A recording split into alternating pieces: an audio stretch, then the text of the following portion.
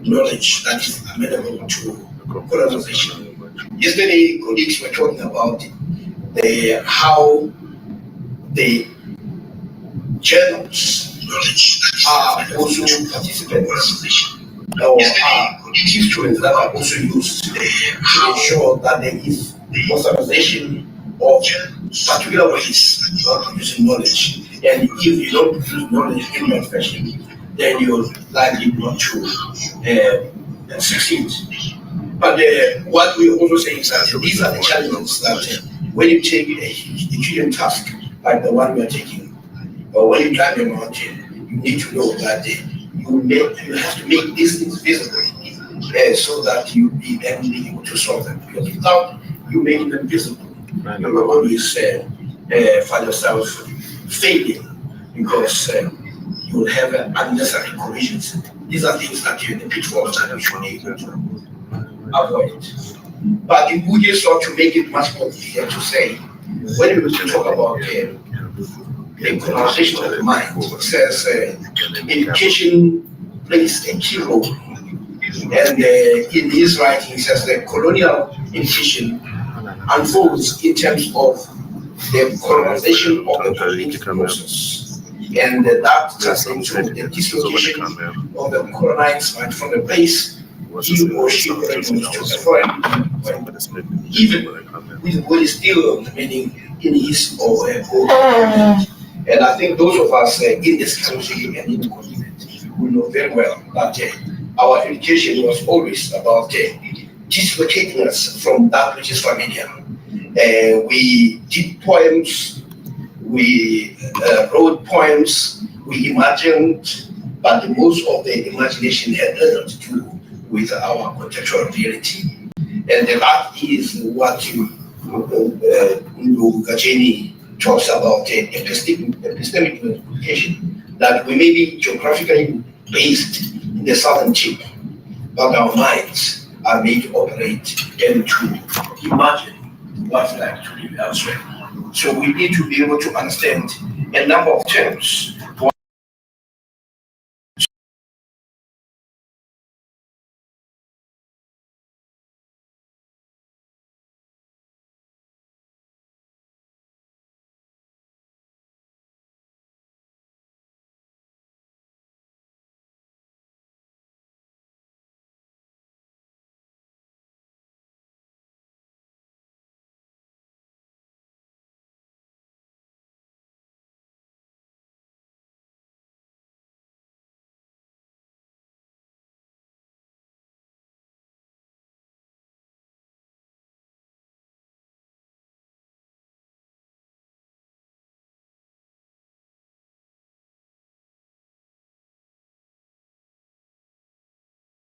In their heritage, in their unity, and in their capacities, and ultimately in themselves.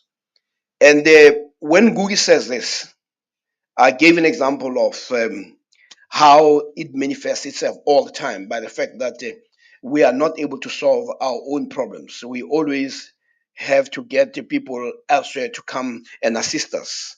But for me, the most clear and embarrassing was when we had COVID 19. And when the whole continent that is made of more than 1 billion people could not be seen to be engaged in finding a solution because they have been through colonization, been their ability and their belief in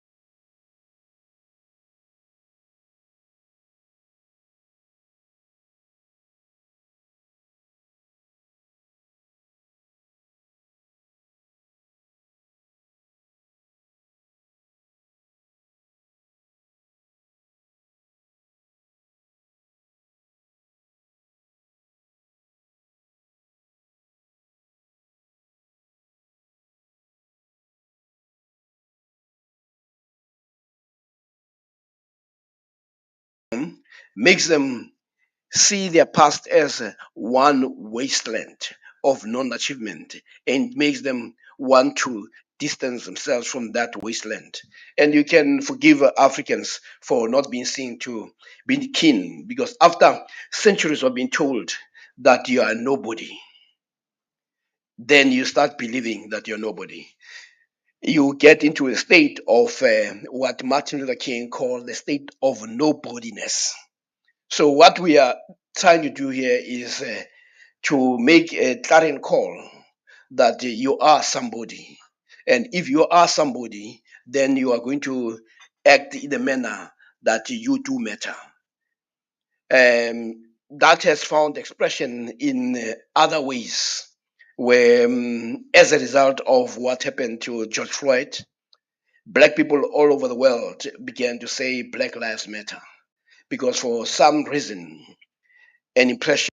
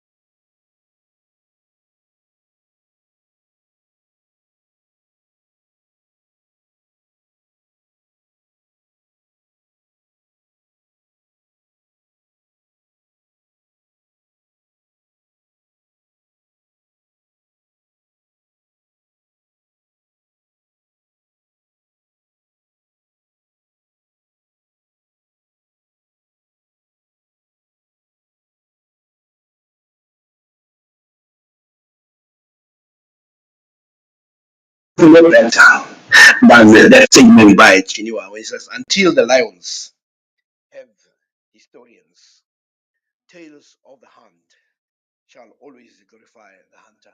Unquote. And what is fascinating about this is that even our own lives, how we are studied, you always find that you cannot even relate to how you are actually described.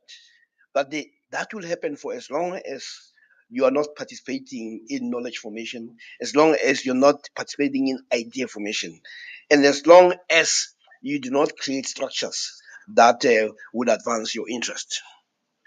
And make no mistake, as Karl Marx put it, that the best way in which you can determine whether you are in charge is to ask whose ruling ideas are predominant. That is, who are the people whose hegemonic ideas are in control. If you are not able to say those are your ruling ideas or those are your ideas, then you should uh, disabuse yourself of being part of the ruling class. But what is very clear, and that which has emerged in this engagement, is that until we also have the means of material production, we will not have the means of mental production. But they translated into university language, what it means is to do what many other universities have done. You know, one of the things that when I was at Vista University before it closed, I had a book, that manuscript that I read, and the person who had given it the manuscript, I had invited the person to come and give a graduation speech in I think it was 1999. And the person's, and when he left me with the manuscript and said, "Professor Epe, could you read this?" And I took what he gave me and I put it in my desk. 2 years later, I had not read that brown envelope. And when I was still in my office, because I was now leaving that position, there was a manuscript. I started reading it at 3 o'clock in the afternoon. I stopped reading it at 3 o'clock in the morning in the office. But the book was unputdownable. Then I called the author. I said, "Chief, what happened to that book, to that manuscript?" And he says, "No, the last person I gave it to was you." And I thought, because I didn't hear anything from you, it would not, you thought it was not worth, because that's what I was told. And that book, Professor Moyo, is called A Colored Life. It's a autobiography of Robert McBride. But the truth is, no publisher in this country was willing to publish it because of what Robert McBride had done. They felt to do so, to talk about his history, will be glorifying his actions. But the point is, had I not read it, that book would not have seen the light of day. But also, had I allowed myself to be paralyzed to say we do not have platforms, that book would not have seen the light of day. So those who control the means of material production also control the means of mental production. So what it means that if you're going to fight this battle, you will also need to have a certain level of self-sufficiency. And one of the tasks that this university will have to do is the assignment that has been given to some of us to make sure that you end up having a university press, a UniZulu press, so that you do not depend on others. I mean, if you think about university presses in this country, you have UNISA Press, you have Wits University Press, you have Stellenbosch, you have all, but for some reason, black universities don't have that. And then you get surprised why you are not. You become uh, you become peripheralized and marginalized in your own story. So the notion of having the platforms and the vehicles are very important. So when we talk about this, it's about also correcting, and it's also about doing what normal people do, free. I mean, you go every university I've been to abroad, they have their own press. Whether you talk about Harvard University Press, whether you talk about MIT, whether you talk about Stanford, they all have their own because you don't outsource the space to generate your own ideas. So one of the things about decolonization is about the bringing life into dead bodies, bodies that are simply watching things happen to them. As Chinua Achebe, that until the lions have their historians, tales of the hunt shall always glorify the hunter. And the challenge that we face about decolonization, we are having one of the great speakers and the writers in the conference, Mudifa Sante, the author of Afrocentricity, coming to the university in October. He'll be engaging us in dialogue, and he's going to be one of the keynote speakers. One of the things that he did in the 80s was to um, create a discourse around the Afrocentric knowledge systems. And where his argument was always about placing the African as not a subject of history, not as an object of history, but as a subject of history. The African as an agent of history. It's what we did in with Black consciousness philosophy. I'll come down to that later. What was liberating about the Black consciousness philosophy? It's about re allowing Black people to reclaim their right to agency, to locate the possibility of change within African people. And what Mulifasante scholarship is about is also placing Africa as a center of analysis in how we look at things. And Gacheni put it this way, that it is about shifting perspective from looking at Africa through a lens defined by institutions of colonial power and the intellectual apparatus carried from the global north and applied to the other parts of the world, to instead looking at the origins of African societies and the patterns of thought that this embodied, and other ways in which these have in turn been influenced by the impact of colonial rule. So the shift of perspective is one thing, but it's also about using Africa or affirming the humanity of Africans, that in their societies, in their structures, there are patterns of thought that are worth studying and worth elaborating. I put it as sharply as that. And when you read um, Antonio Gramsci, he also says that the one way in which a group of thinkers that is rising to hegemony is first to challenge the existing and critique the existing hegemony, but at the same time to start elaborating its own. I want to make that very clear that it is not enough to critique. You must also be able to elaborate the alternative. It is, but at the same time, you could also argue that in the critique lies also the alternative. I want to.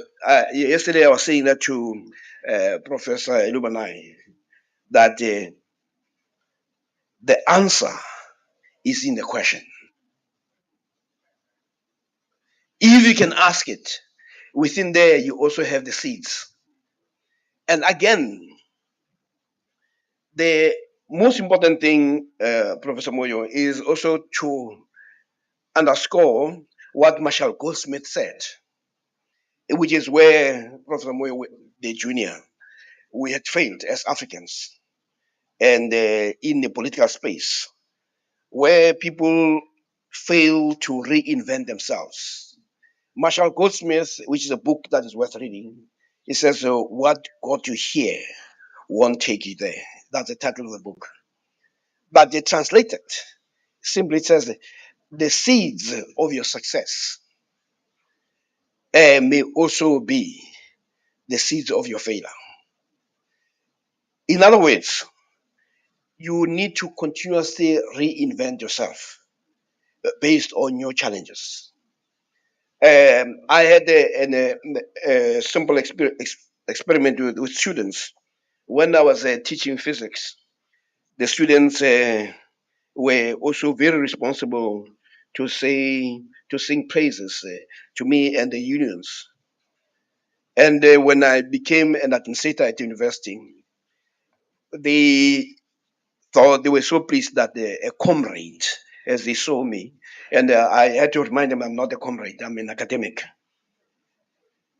But when I became an administrator, and then when I demanded a particular behavior, they said I'd actually changed. I said, no, no, no. I have not changed, but my responsibilities have changed. So I can no longer be that type of a person in a classroom.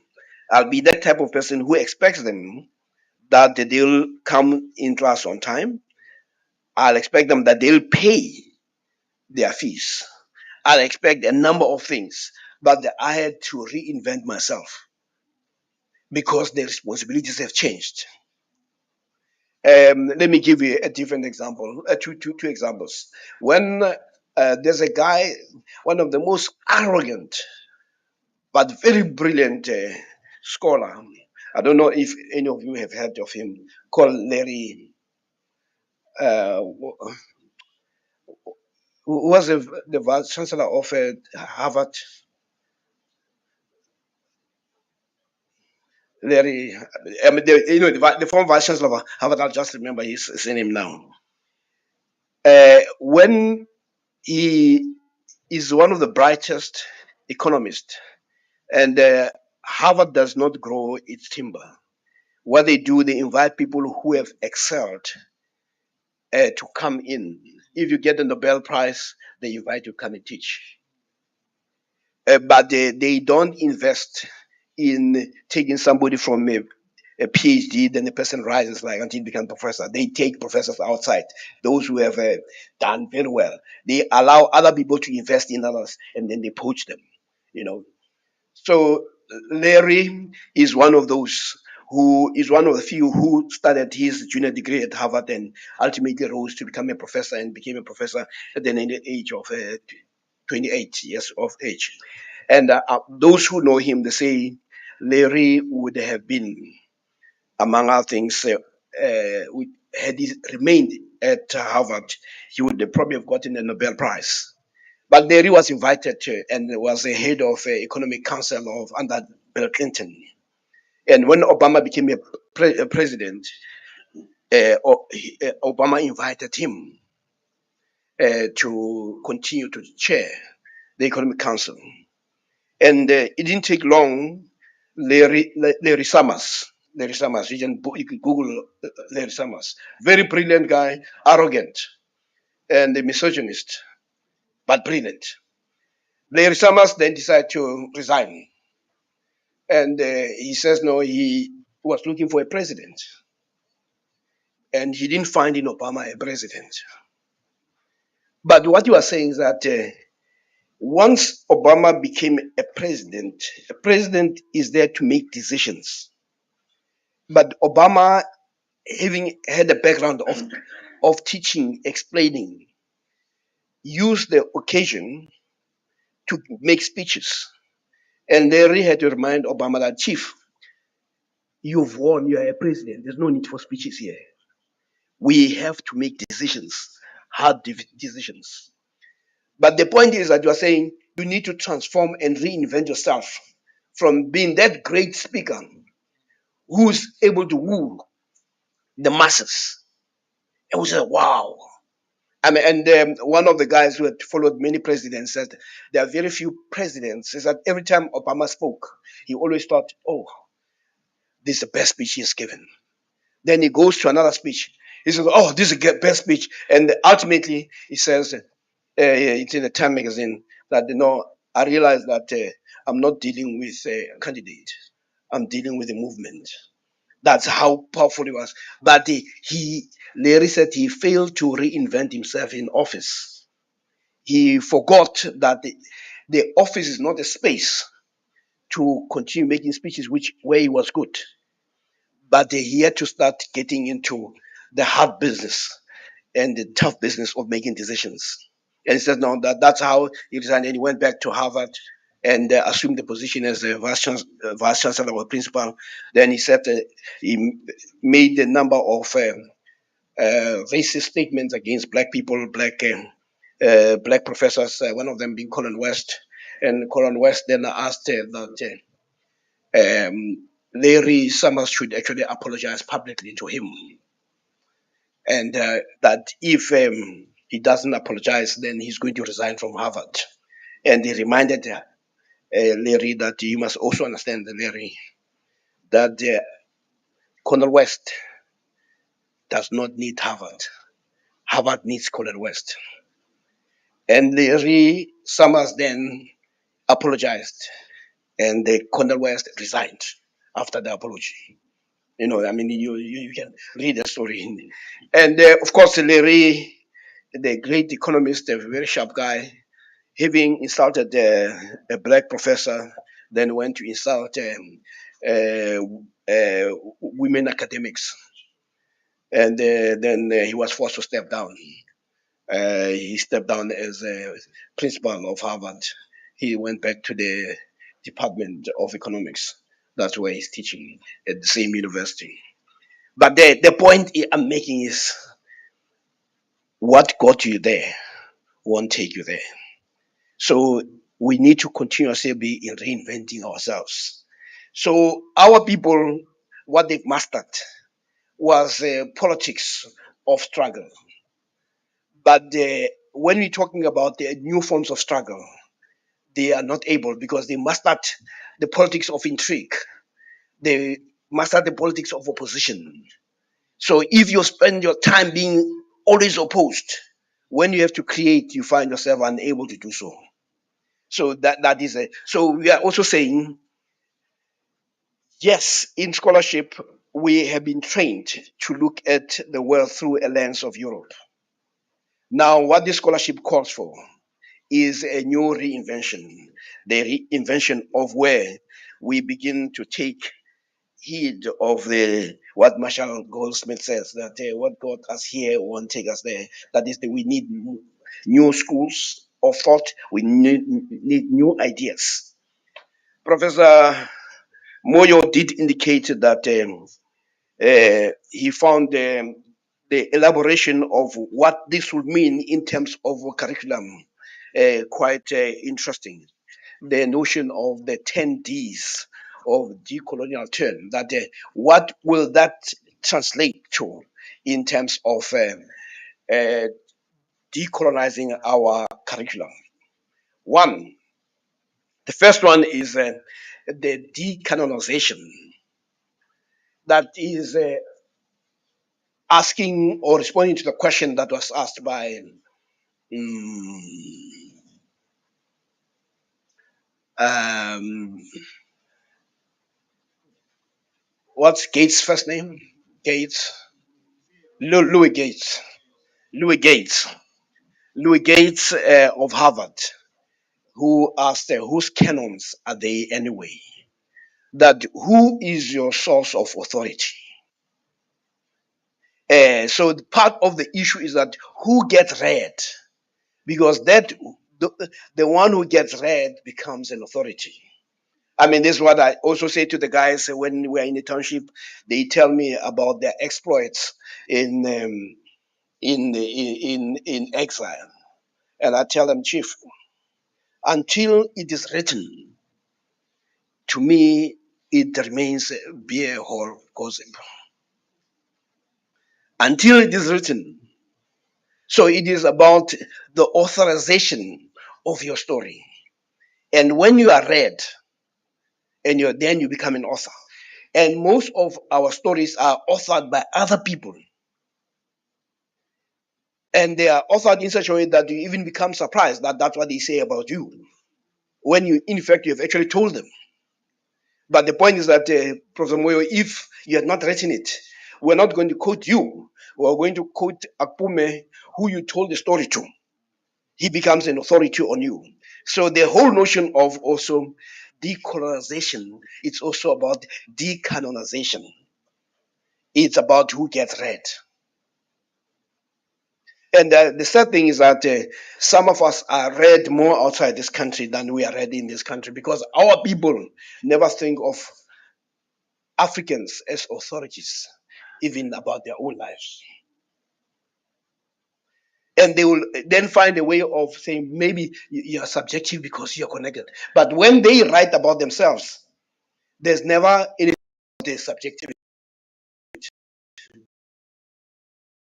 Authentically from the authentic.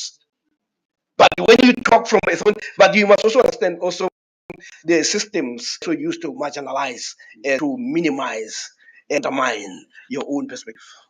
The second one is de-imperialization. Uh, we need to understand that one of the instruments of modernity is to create a perspective that knowledge that comes from somewhere is a universal. Or put this way, it's about the universalizing certain experiences and the provincializing others. So the issue of challenging canons is also about dealing with the empire. That same applies to the issue of dealing with patriarchy in the system. And we know that even in most countries, patriarchy is it's as terrible as racism. And I want to emphasize this because patriarchy is a thought system in the way that racism is a thought system, in the same way that white supremacy is a thought system. The thought system shapes how you see things. And when take somebody like Margaret Thatcher, when she became a prime minister of Britain, her cabinet, the whole cabinet was made of men. Because even in her own conceptualization of leadership, it was men. If you remember also the leader or chairperson of the Federal Council of the Democratic Alliance, Helen Zille, when she first put her own cabinet in Western Cape, it was all white men. And then there was a protest. And she said, no, I appoint people on the basis of merit. But after the protest, suddenly she discovered the merit in women, merit in colored people, merit in black people. But what she was operating is a thought system. It's the same thought system that makes when people say an expert is coming to address you, then you start having a particular imaginings of what that expert looks like. And then and in your imagining, that expert does not look like you. But I hope that you have been cured of that virus. The other thing is about that de-racialization. I think we've gone a long way, but de-racialization on its own is not enough, because you could have the most colonized black who is also appointed and elected, and that white black person will be the one who will say all the horrible things about black people that white people will not be able to want to say, and they use that person to say, so you see, even Professor Sepe says so, says you guys are dumb. He said it. He said it here. Look at page So de-racialization or even departicularization does not really necessarily answer the fundamental questions which are epistemic.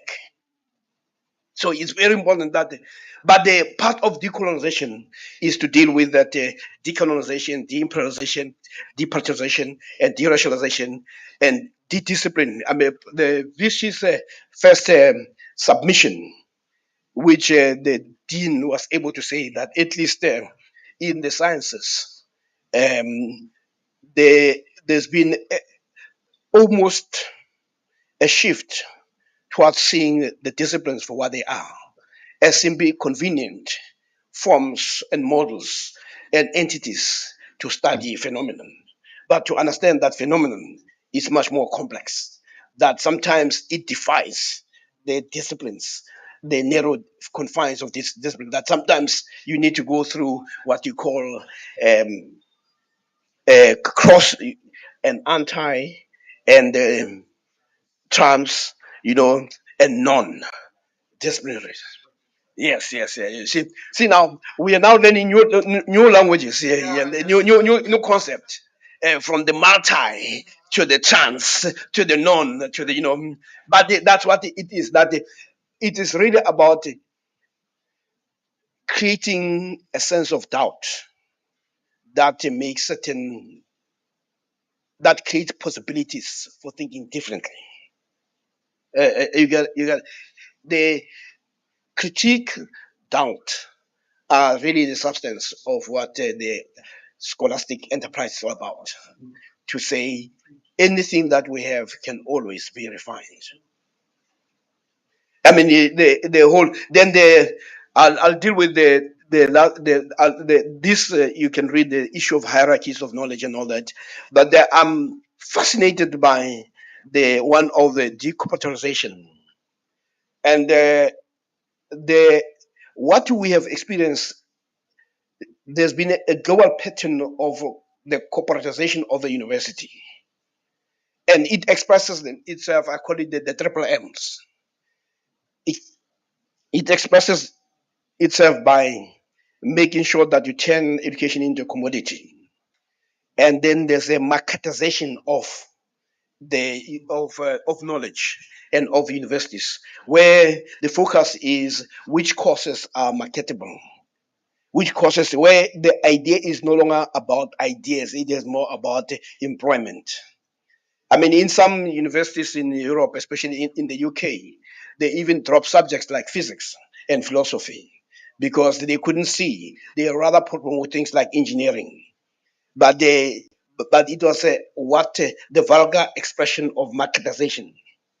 Then the second one is the managerialism, which we find largely in South Africa.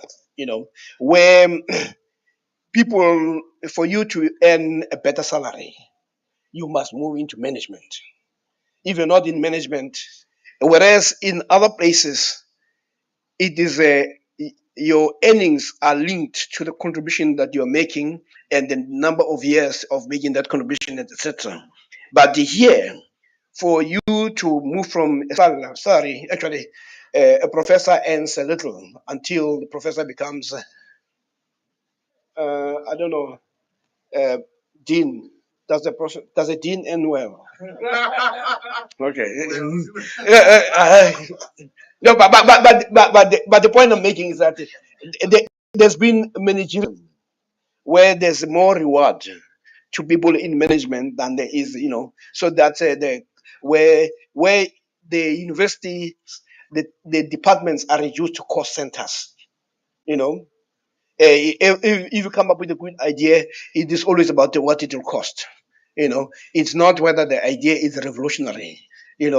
So there's been that element. So these are the D's, 10 D's that when you talk about the decolonial turn, and I'll define the decolonial turn as moments of heightened psychological, epistemological consciousness that make people to see things differently and to question the existing way of looking and the way of being.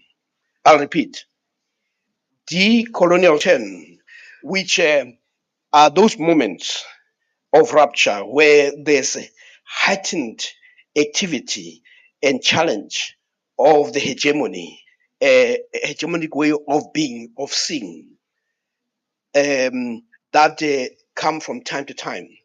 And in the most recent decolonial turn that we've experienced in this country was the Rhodes Must Fall. And it was that decolonial turn, that movement, that spawned the movement not only in this country, but all over the world, where colonial structures were being brought down, where people were calling for what you call epistemic justice, where people were calling for epistemic freedom, where people were saying these symbols cannot be venerated when they are there to celebrate people who have been involved in genocidal activities. So Rhodes was one of those, and the Rhodes Must Fall movement that started in at the University of Cape Town spread, and effectively where it hit was in the UK, where even the road statues in places like Cambridge, Oxford, were being removed to say we cannot continue to pretend that this Holocaust that did not take place. And statues of colonialists were also removed in the cities of a number of countries, a number of cities in the UK.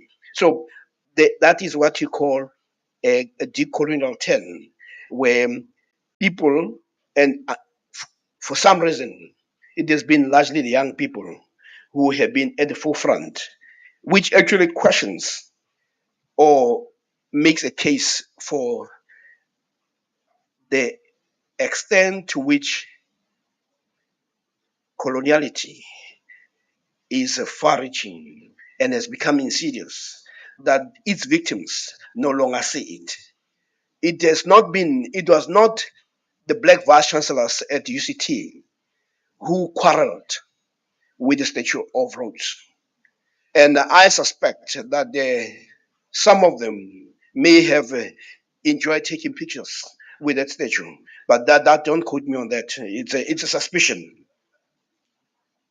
But the point is, the after the Rhodes Must Fall, there was also a movement where young people were asking in Europe, why am I absent in the curriculum? Why is my curriculum so white?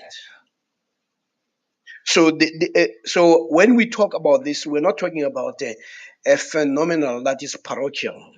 We're talking about a phenomenon that calls for a global justice, that calls for making sure that there's a reclamation of the humanity of mankind, and the reclamation of accepting that other people also are still human enough to be able to create their knowledge systems. And what we have suffered, we invited Professor Bewaji in one of the articles that he wrote for us, is to talk about another form of violence, the violence that Ngugi talks about, and he calls it epistemicide. That where there's not only a denial, but there's also a distraction of the civilization, of contribution of other people's civilization, and also their contribution to civilization and to humanity. And in Africa, like Emakoli, who I quoted yesterday, his whole paper was on how there's been a denial of great African scientific and technological knowledge system upon which peoples around the world have built the foundations of their own civilizations. And they were the whole notion of universalizing a European experience and imposing it on other people. Remember, one of the things about colonialism is that it was not a benign system. It also involved a violent imposition of a perspective, violent imposition and an erasure of other people. So the whole notion that these are words that you'll learn or you'll use as tools of engagement, epistemicide, linguicide, cultural side. In the same way that we talk about femicide, genocide, etc. But this one is more pernicious because in the end, the victims themselves become also the propagators of the same thing. Um, Bawaji continues to say the epistemicide is nothing but the act, behavior, exercise, or crime, violent or non-violent, overt and covert, or of omission or commission directed against a group's intellectual heritage, ontological constructs, metaphysical presuppositions of existence. So we need to understand what, when we talk about epistemicide, what it means. But then he concludes by saying is that this is carried out with the sole or ultimate intent of destroying the existence of the group or groups' knowledge of themselves and their identity. Ngugi talks about the destruction of people's belief in themselves, and which, as I say, it manifests itself whenever people have problems. They expect that other people will solve those problems. They outsource the responsibility of solving the problems to other people. So this is the challenge of what coloniality has actually imposed. Now, when I come back, I'm going to be talking about the traditions that have sought. When you talk about the that our struggle needs to be our struggle for intellectual sovereignty, our challenge for the struggle for epistemic justice and for epistemic freedom is not a new struggle. It's a struggle that has been waged the very moment when people were colonized. And the challenge comes on as existential. That is, then how to write a people who were excluded from the human family back into a human family? And how do you remember and rehumanize people who were dismembered and who were dehumanized? So that is where the challenge of colonialism or decoloniality is going to be on. That is to remember, to rehumanize people who were dismembered and who were dehumanized. And that is an existential challenge. It is not a nice to have. It is a challenge that we must face.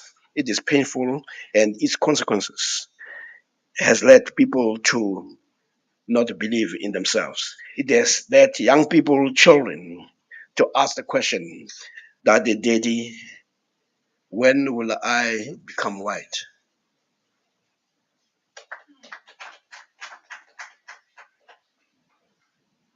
Thank you very much, Professor Siepe. Thank you, colleagues.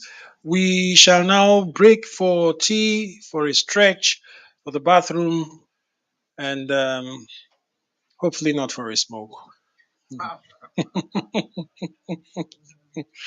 And we'll be back in 10 minutes or less. Can we try to come back at 10:10?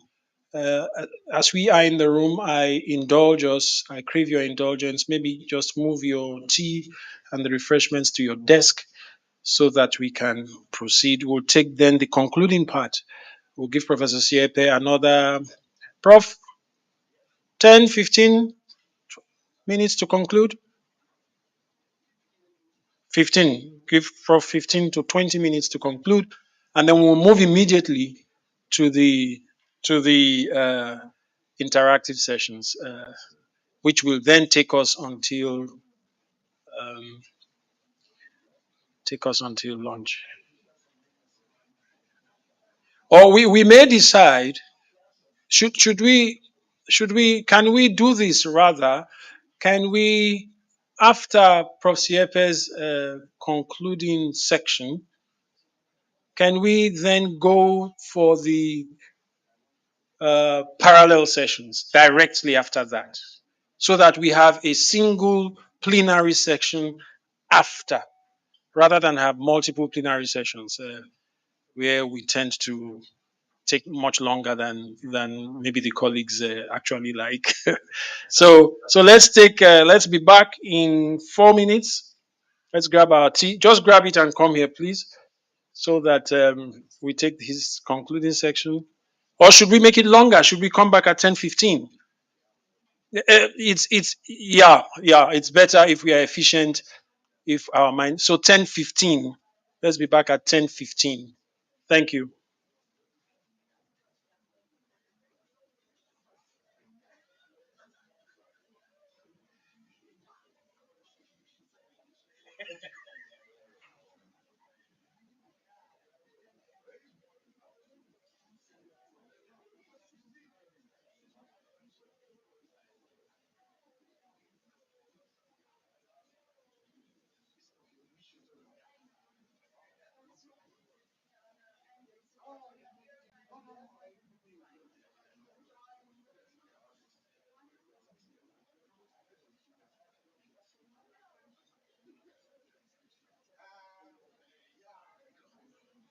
Want here, sir? Hey, they're making us models. I think they are setting up angles, angles, maybe lights. I did a little of this work before, so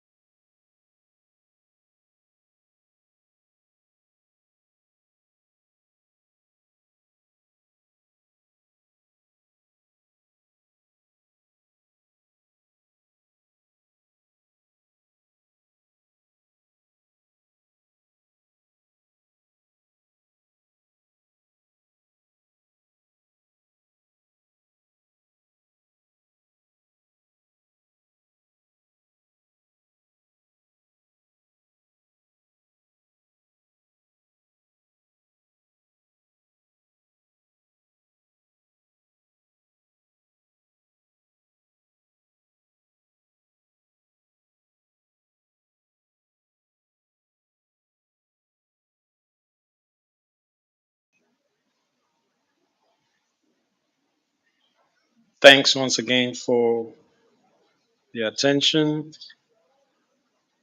And please remember, I, I don't know what form the feedback requests would be made. I know that for our faculty, for example, a form has been circulated via email. But if I hope Ms. Mangai will not oppose this. If we have any private thoughts we may want to share as feedback, at least preliminary feedback, or let's say immediate impressions, uh, please share them either anonymously or in person. I'm happy to receive comments that may be considered to be not very favorable. And I say that with all sincerity. I'm happy to be alerted to areas of my part. It's more areas of delivery and structure that colleagues may consider not too positive light. I think that helps us to proceed with what we are doing. And so, Prof. Siepe, the podium is yours again.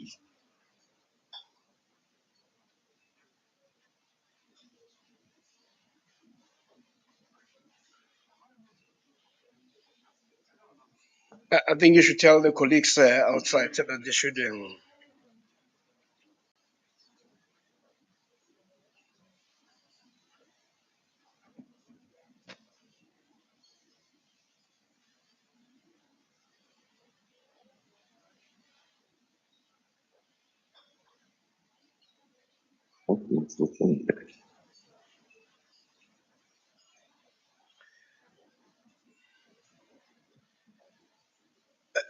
Colleagues, we end up with indicating that the challenge we have is to undo the wrongs, and also to reiterate that in the final analysis, any transformation of a university will ultimately be a transformation of the curriculum.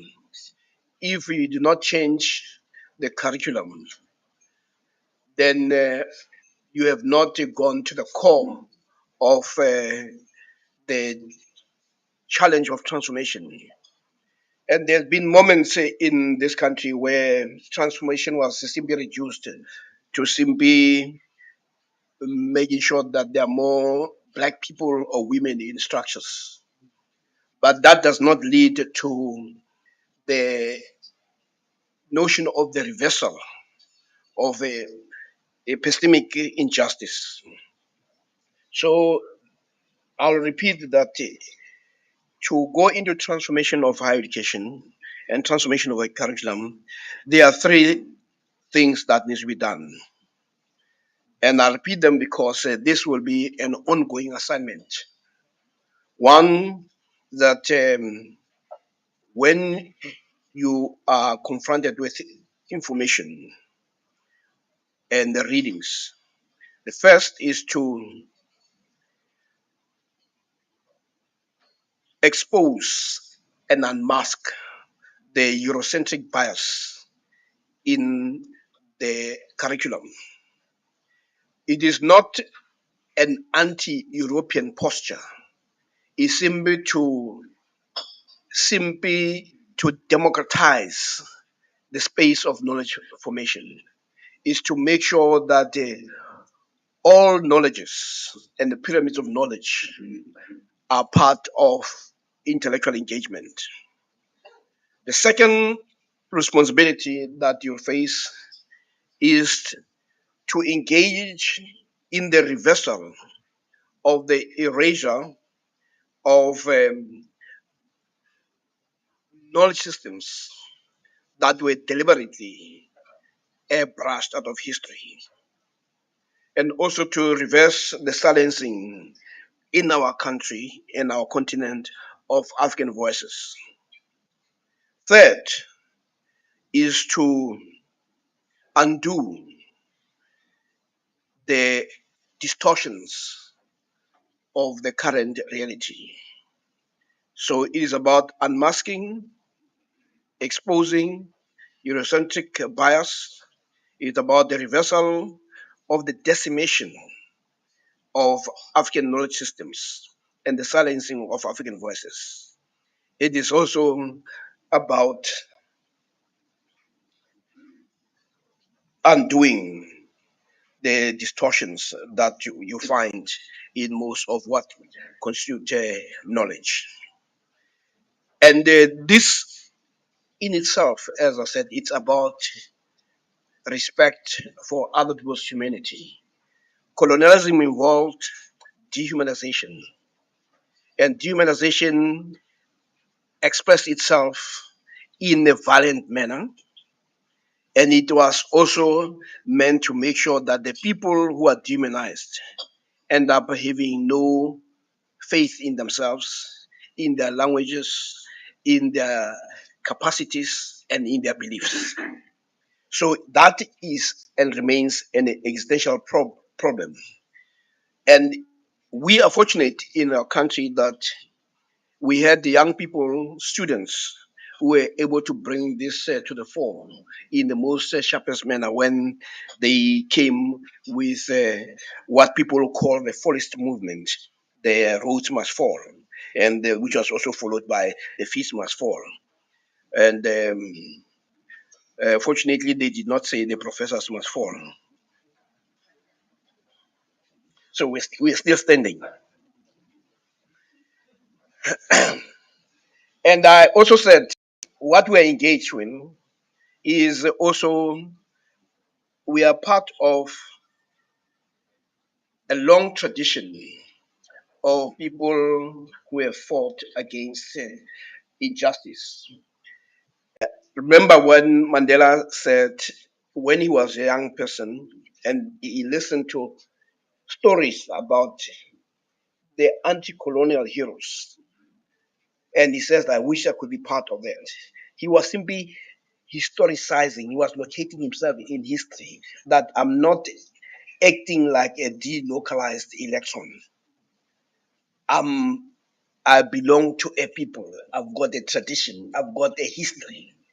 And my history is the one that has made me to take and to do this. And this will be my humble contribution. So when you look at the challenge to Europeanization and the universalization of European experience, you'll find that in the diaspora, there were quite a number of such engagements. One is the black radical tradition that found expression largely in America. You have in the continent, we have also what you call African nationalist tradition, which was also informed by the political struggles in the continent. That as Africans began to challenge the colonial rule, they also challenged what was colonial education. And you find that finding expressions in different ways. In Botswana, it was a education for this for Pupahano. In and the Nyerere had also his own form of education. But all in all of this were an attempt to say, let us revisit that which we had received. And I think also Zimbabwe, Professor Moyo, when I was still teaching physics, one of the things that impressed me about Zimbabwe was what became a ZIMSI, where the Zimbabweans themselves were able to say, how are we going to teach science in a manner that is contextual, so that our students are not bombarded by imagining snow. If the concept of physics has to be erased, because physics, physics, physics is it's a man's attempt. Uh, Professor Akume, you may not have heard this simple definition of physics, that it's a human attempt, and a poor one at that, in trying to understand physical reality. And in trying to understand the physical reality, we try to find precision of articulation. And this is where mathematics comes in. That mathematics is nothing else but simply a language that gives us a form of exactitude. But in itself, it's also actually mathematics is much more closer than the language that we use. I mean, the people in physics will know that when you talk about or when you talk about action and reaction, for people who are not in the sciences, you have action first and then you have reaction. In physics, these things occur simultaneously. You cannot separate that. But you can't find that in language. That's why, Professor Moyo, we resort to mathematics, because it cuts through the weaknesses of language. So mathematics is simply a language of physics and a language of the so-called high sciences. But going back to the African national tradition, was also informed by the political struggles. That once the people were engaged in political struggles, they started asking what other things are forms of our own oppression, what other concepts can be brought in. So you had the Black radical tradition, you had the African nationalist tradition, then you also had, as we had in this country, what you call the Afro-Marxist tradition that was followed by post-colonial tradition, you have a feminist traditions, and many others. But these are all forms of engaging with the hegemony that is oppressive, the hegemonic view that erases people from, or that dehumanizes a certain groups of people in the world. And when you now come to a summary, you have in Africa, you will always find that most of this, as it relates to black people, there might be some as it relates to Indian people or Chinese people or South American people, is that we had concepts like negritude that are attributed to people like Senghor. You have a Gaivism, from which had to do with Marcus Garvey. And what Marcus Garvey was doing was to try to create a response, a movement that will respond to the black condition. And well, when you take the course, you will read about this, and then there'll be elements that you find in Gaivism, where he was also talking about the total emancipation of black people culturally and economically, where they can become uh, themselves. And he even came up with the Back to Africa movement, where he felt that for as long as they're in America, a black person will never be free. But his approach was the freedom of black people wherever they are. It was a planetary motion. And one of his students was Nkrumah. And those who are Ghanaians will know about the famous speech, and all of us in Africa, that Nkrumah made, which became what they call Africa Must Unite. But a friend of mine who came here to give a paper uh, liberated me from Nkrumah, Professor Moyo. Because Nkrumah of Africa Must Unite, what Professor Ajiman was saying is that it was the bastardization of Gavi. What Marcus Garvey was, his approach was global intervention. Whereas what Nkrumah did was to bastardize and dilute that by coming with a continentalism, where he looks, instead of looking at the entirety of African condition everywhere in the world. He actually looked at the African condition in the continent. Hence, as from a global and planetary response, it became a more of a continental response. So, from globalism to continentalism. Then you also had Pan Africanism, which is a global. So all these things are various forms of concepts, movements that they had in one thing in them an attempt by Africans to free themselves from all forms of bondage. And what it does, uh, Professor Innocent Moyo, is to say we are simply part of the long tradition.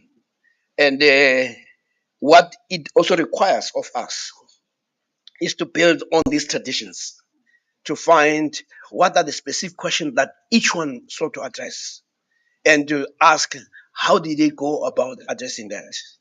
It is not any different from those of us who are students of Newton. When Newton said that I've seen further than the others, it is because I stood on the shoulders of the giants. So this decolonial term can benefit immensely from the shoulders of the people who crafted these movements, these thoughts. So it is all about going back to what's name. So I define a decolonial turn as a heightened moment of political. Now, Professor Moyo, I'm now even changing my definition. I say it's a heightened moment of political and epistemological consciousness that you go deeper. It is a totalizing posture towards freedom. The way ultimately you are saying, unlike Nkuruma who says, seek ye first the political kingdom, we are saying we must look. And anyway, we know that has failed, that the political freedom on its own can actually reach a cul-de-sac that what we are talking about is now the epistemic freedom, and we're saying there'll be no epistemic justice, or there'll be no social justice without epistemic justice. That until you deal with the thought system, you are not going to be able to deal with it. So the idea of a decolonial turn, according to Kacheni, is about reopening some of the basic questions that people thought they had been addressed. And in his words, and I like the language he uses, which this slide you'll get, is to ask about the knowledge, talking about the notion of ontology, talking about the link between the biology, the geography, and it is also about saying we are going to shift the notion of rationality not as only a monopoly of Europe. So when you write your story, Professor Onu, Professor Moyo, what you're doing, your own story, you are shifting the biology of reason, where you had not always been expected to write your story, that other people are going to write your story. And you're also shifting the geography of reason. So this is really about reclaiming our right to be. That's what. Um, Now the black radical tradition led to other activities like the Harlem Renaissance, African socialist thought. But I thought what was interesting is what it sought to do. That for a long time, Africans were busy studying other people. And what the black radical tradition was to say, let's put a study where we teach and study our people, the studying of black people. It is also about the centering black people as agents also of learning and of studying. It was also about countering racism and privileging human liberation. I have a friend who lives in Cape Town. He wrote a very interesting book. But when I met him, he was in the US. Um, and as part of the learning, they were asked as American or students studying in American universities that they needed to go and to any other country to go and do some study. So you had a large number of people going to Africa, to South America, and all that. And what the Zenzele, that his name is Zenzele, he decided to say no, he wants to go to France. And then the professor asked him, why do you want to go to France? He says, no, I want to go and study with white people. And the professor was amazed because normally the people who are studied are black people. Of course, Zenzele wanted to go to Paris to do other things, but he used that. But he says he found it interesting how it was simply accepted that when you go and study, it is always about studying other people. And when you look at anthropology, it's always about studying other people, you know, and making comment about those people. But he says no, he was the only one who surprised the university when they had to pay for his money to go to Paris to go and study white people and also go to some of the museums and all that, when in fact they thought he'll say I'll go to Timbuktu or I'll go to the great ruins of Zimbabwe, but when these guys, the radical tradition, they were questioning even the assumptions that are made around study. Why do you choose to study those people? You know, so, and that black radical tradition led to the establishment of universities like Howard University, like what's the Morehouse, Morehouse, like Spelman, where I had Spelman and Morehouse are separated by only a fence. One is those are the Ivy League's black universities in Atlanta. And you should know that Atlanta is also a place of highest concentration of black wealth in the world. I repeat, it's a place of the highest concentration of wealth of black people in the world. Anybody who is rich migrates to Atlanta. That's why even when you watch the movies, most of them are made, black movies are made mainly in Atlanta. But that's where you also had what you call it, the black radical tradition. The outcome they led to the establishment of some of those universities. But its central task was to deal with how Africans themselves have allowed themselves to be emasculated, and also how they also participate in their own social political emasculation. So that was what the study was, and people like Gavi were responsible for that. And of course, you will have those various terms that when we take the course, as you will be forced to, um, you'll become more informed and more erudite about the struggles. But I wanted to move quite quickly because I've already touched some of this. That the decolonization that happened in the 60s and 70s in Africa ultimately was led to the Africanization of the academics, which is different from the Africanization of the content, which is more where the epistemic violence takes place.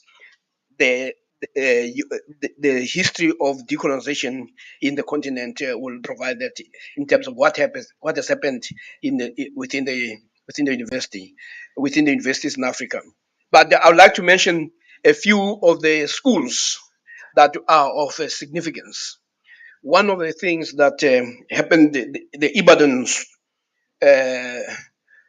schools that was looking at history is one of those that created a debate about how to look at African history. And what was beautiful about it is the contestation of thought that was taking place. But it was the Africans themselves now making sense of their own reality. And you also had the Dar School in at University of Dar es Salaam. And I was saying to Professor Moyo that when I was in the US in the 80s, most of the scholars will be proudly telling me that they've been to the Dar School. It's a school of sociology. It produced people like Walter Rodney. And what it was all they were saying is that for you to get a proper understanding of sociology, go to that school. And of course, being a physicist, that did not make sense at that time because I was more looking at electrons and protons, how they behave. But the Dar School, what it did was to look at inequalities and poverty and development and their contribution in terms of how to look at sociology is reshaped the thinking. It's no different from the critical school, the Frankfurt school that gave us critical theory. So, but what they all had in common was to create a critical mass of thinkers to deal with a perspective. So, what we also intend to do, if all works well, when the Vice Chancellor talks about creating a vanguard of decolonial scholars at this university, is really about creating that critical mass and creating that network of thinkers who will be the propagandist. Oh, maybe propagandist is a problem. I know, but I'm using it not in a Marxist terms. I'm talking about the as a evangelical uh, uh, uh, uh, to, to, to redeem it from the but as people who can talk with a sense of confidence, maybe I should put it that way. But every cause must have people who are propagandists and who are also evangelical. Otherwise, you're not gonna get anywhere. The people who came from the school of Frankfurt School and those who came from Ibadan, the Chicago School, and all that. They are people who became passionate about their own. But also, there's nothing wrong in passion. Passion is also an expression of confidence in your perspective. And what you do is simply to say, I have thought about this. This is why in psychology, you have people who will say, Chief, I'm Freudian. And they say, no, but I'm more subscribed to Piaget. I mean, those who are in, what do you call it, dealing with development psychology. And you have others who are more concerned with issues of conditioning, all forms of conditioning, whether classical. I mean, I assume that all of us here would have done a bit of psychology. Or I remember that's the only thing that I remember studying that made sense when I was doing anything on the humanities. The other things never made sense. But anyway, be that it may, I still survived. Then, but you'll find that there have been universities in the continent that have tried to do a number of things. But I want to move now to the last part, uh, which is what our colleague here says. When all is said and done,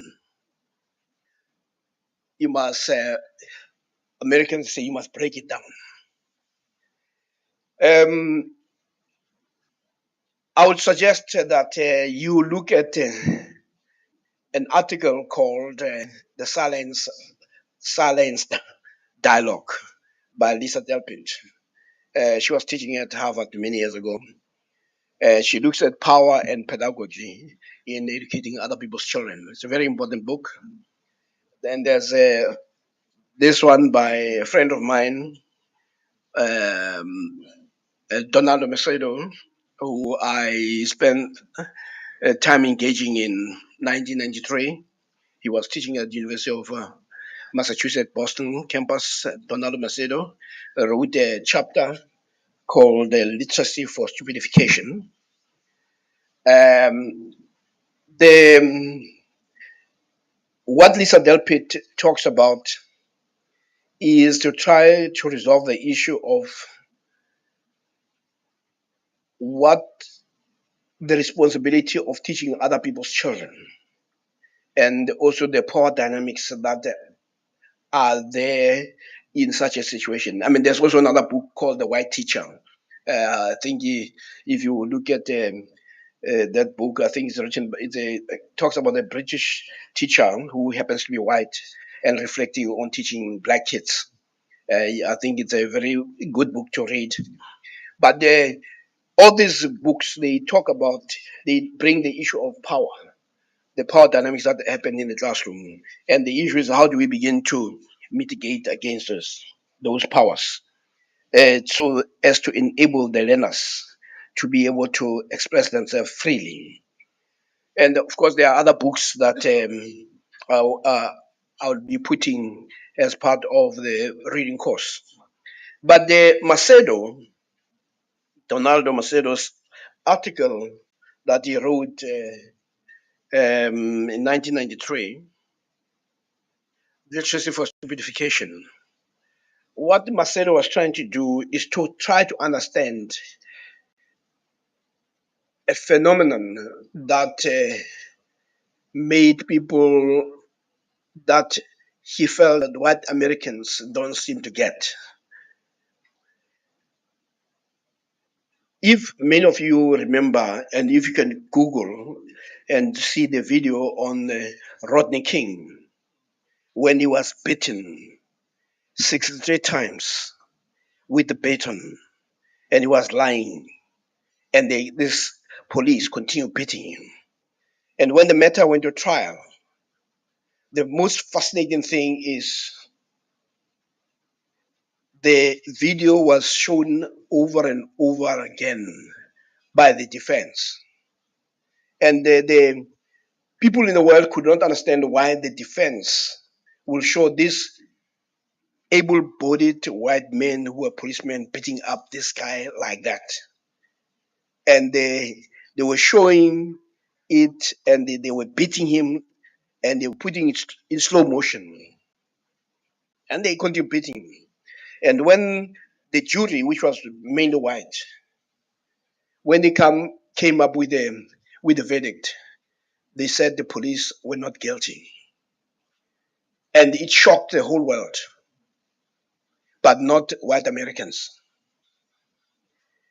And the Macedo wanted to understand what is it about people who can be given such evidence. And he says there are two things that the defense was doing by continuously showing this video. He says that you'd have thought that the defense will make sure that this video is not shown because that was more evidence of the cruelty. But the defense showed it a number of times. But it was at the moment of these guys having to make a decision, they had become desensitized to it. So the defense was deliberately desensitizing. And I can tell you the problem with the oppression is that those who oppress in the end become so desensitized to the oppression of others. And what that video did was what the trial did was to show Macedo says, and he says, in the end, it is the eyes, it is not the eyes that see, it's the mind that sees. That the eyes were not doing anything to these people, because to them, this was an animal that had to be put down. And the fact that they had to hit him so many times, it was a refusal of the animal to be put down, which goes also to the notion of the dehumanization of black people. But what happens that the oppressors become so desensitized that it almost becomes normal. You can hit a black person. I mean, like one of the guys in Joburg who arrested a guy. I mean, there was a silly guy who wanted the very expensive clothes, shoes.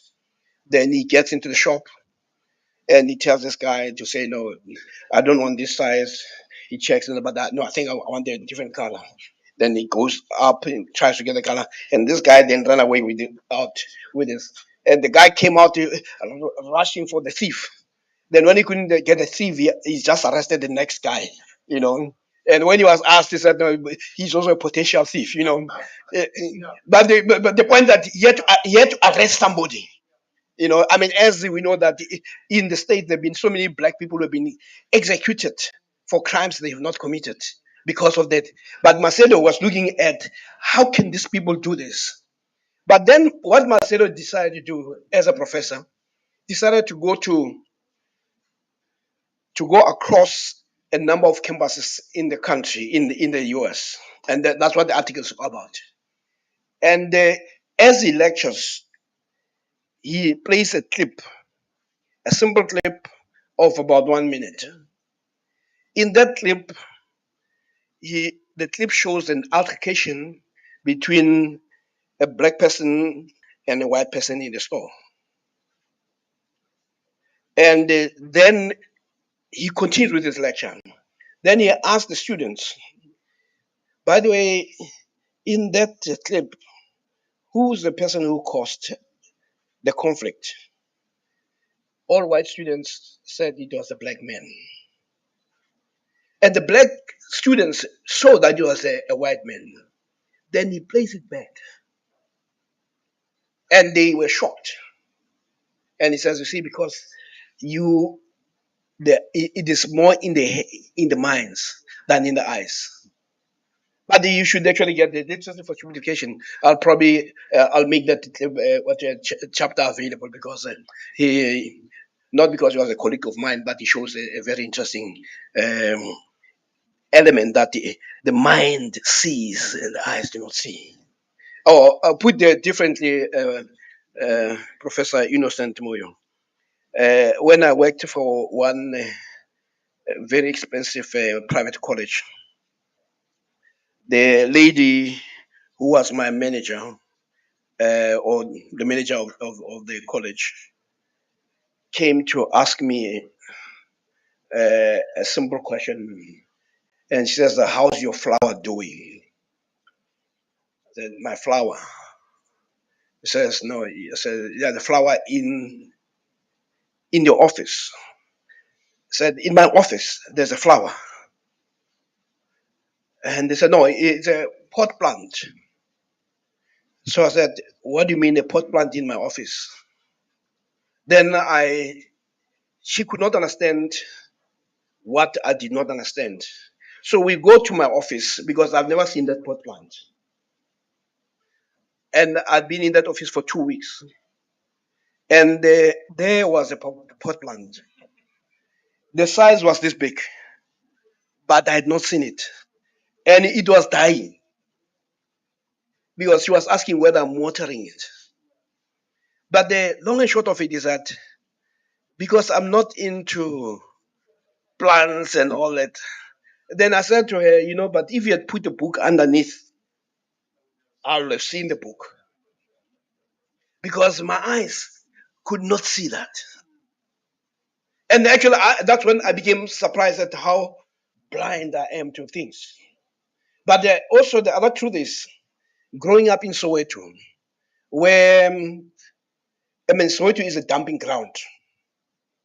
It's no different. I mean, we never had trees. I mean, I was always surprised every time I went to Joburg, into the city, see all these trees and all that. It's not like here in Kwatlanyeswa and Mtunzini and this place where you guys have a lot of trees. I grew up that place was simply a concentration camps, a labor camp for black people to go to, wake up and you go there, so there was nothing special about it. But we never had trees. The trees we started planting trees only in 1994. That's when we started having trees in Soweto, But that's why I could not even see that.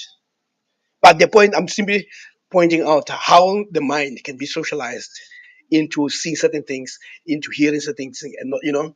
So Macedo in that, but he says this is how the Americans largely have been taught not to see certain things. you know. So even with us, become so used to what we offer that we become desensitized to epistemic violence that our students are exposed to. So then the book Literacy for Stupidification and the Silence Dialogue and the White Teacher are very good. Then the second one, the Agri Class then, and I've written about this, and he's written about it. He used to be editor of Sowetan. He says, as an editor, he had to entertain companies that were sponsoring Sowetan, that were also sponsoring some of the efforts at national building in the community. So, and here he was with this group of white sponsors and showing them Soweto. And he says he got to a place which I know. He described it because I'm a Sowetan. It's a dumping ground. It's a rubbish heap. And he says as they were passing there, the one of the passengers of the car said stop, and the passenger looked at that dumping site, and then she complained about the treatment of animals because she could see an emaciated horse scavenging for food in the dumping. And the Agri said, I was shocked that she could not see a grand lady with little children also scavenging for food. And the fact that they were so close to each other that this person could see the animal and not see the people. Again, it goes again to the notion of what you see. But when you are so used to black people suffering, being on the dumping side, scavenging for food, you become so desensitized that you no longer see that. So you need to ask yourself, to what extent are you also a participant in everything that you do, in the language you use about this? This is when you talk about now breaking it down to your class, I mean, one of the lecturer says that you cannot, he says what he does is to tell his students how much they matter to him. And he says, actually, I tell them that I love them. And the reason why I tell them that I love them is to make sure that they know that they matter. And some of us, when we taught, when I used to teach Professor Moyo, I used to teach. I was not cheating. Yeah. When I used to teach, I made sure, for me, teaching was a revolutionary act. And teaching mathematics and physics was deliberate. Deliberate to also disprove Verwoerd that we can do mathematics, we can do physics, and because we also had other black people in our universities who were professors of physics who boasted that actually in one of the university, one of the deans who would say, Dean, the Bachelor of Science at this university, it's a 3-year degree. But the first 5 years are very difficult. And then the students will then deregister, because they have no business of staying there for, and you see, and they listen to him. He says the first 5 years are very difficult. Does not say you'll do it in 5 years. Just say the first 5 years are very difficult, But what some of us did when we were teaching physics, and we taught as a revolutionary act to prove that it can be done. And actually, as you know, those of us who study in the US, is that if you have high failure rate in those universities, you have actually written your own resignation letter, because they cannot understand that when students pay so much money, you are not able to intervene intelligently to make sure that. So the that is one thing about the mind. Uh, those like Professor Moyo, when they try to sophisticate this, they'll tell you how epistemology defines and creates ontology. But that's when they now use big words, to make sure that they are misunderstood,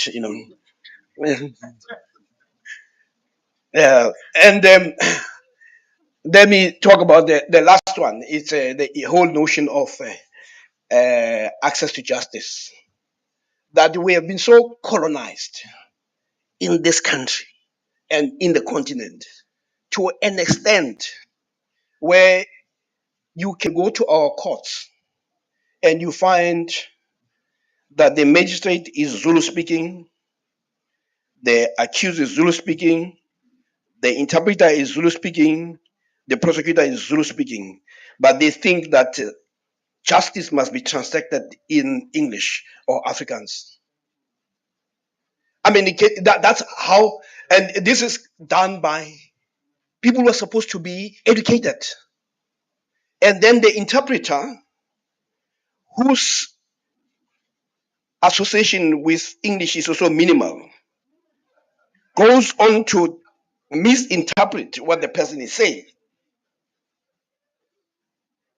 But this is what is happening. This is what you call now, when you talk about epistemic injustice, it happens even without us seeing it. We have become so desensitized to the nonsense.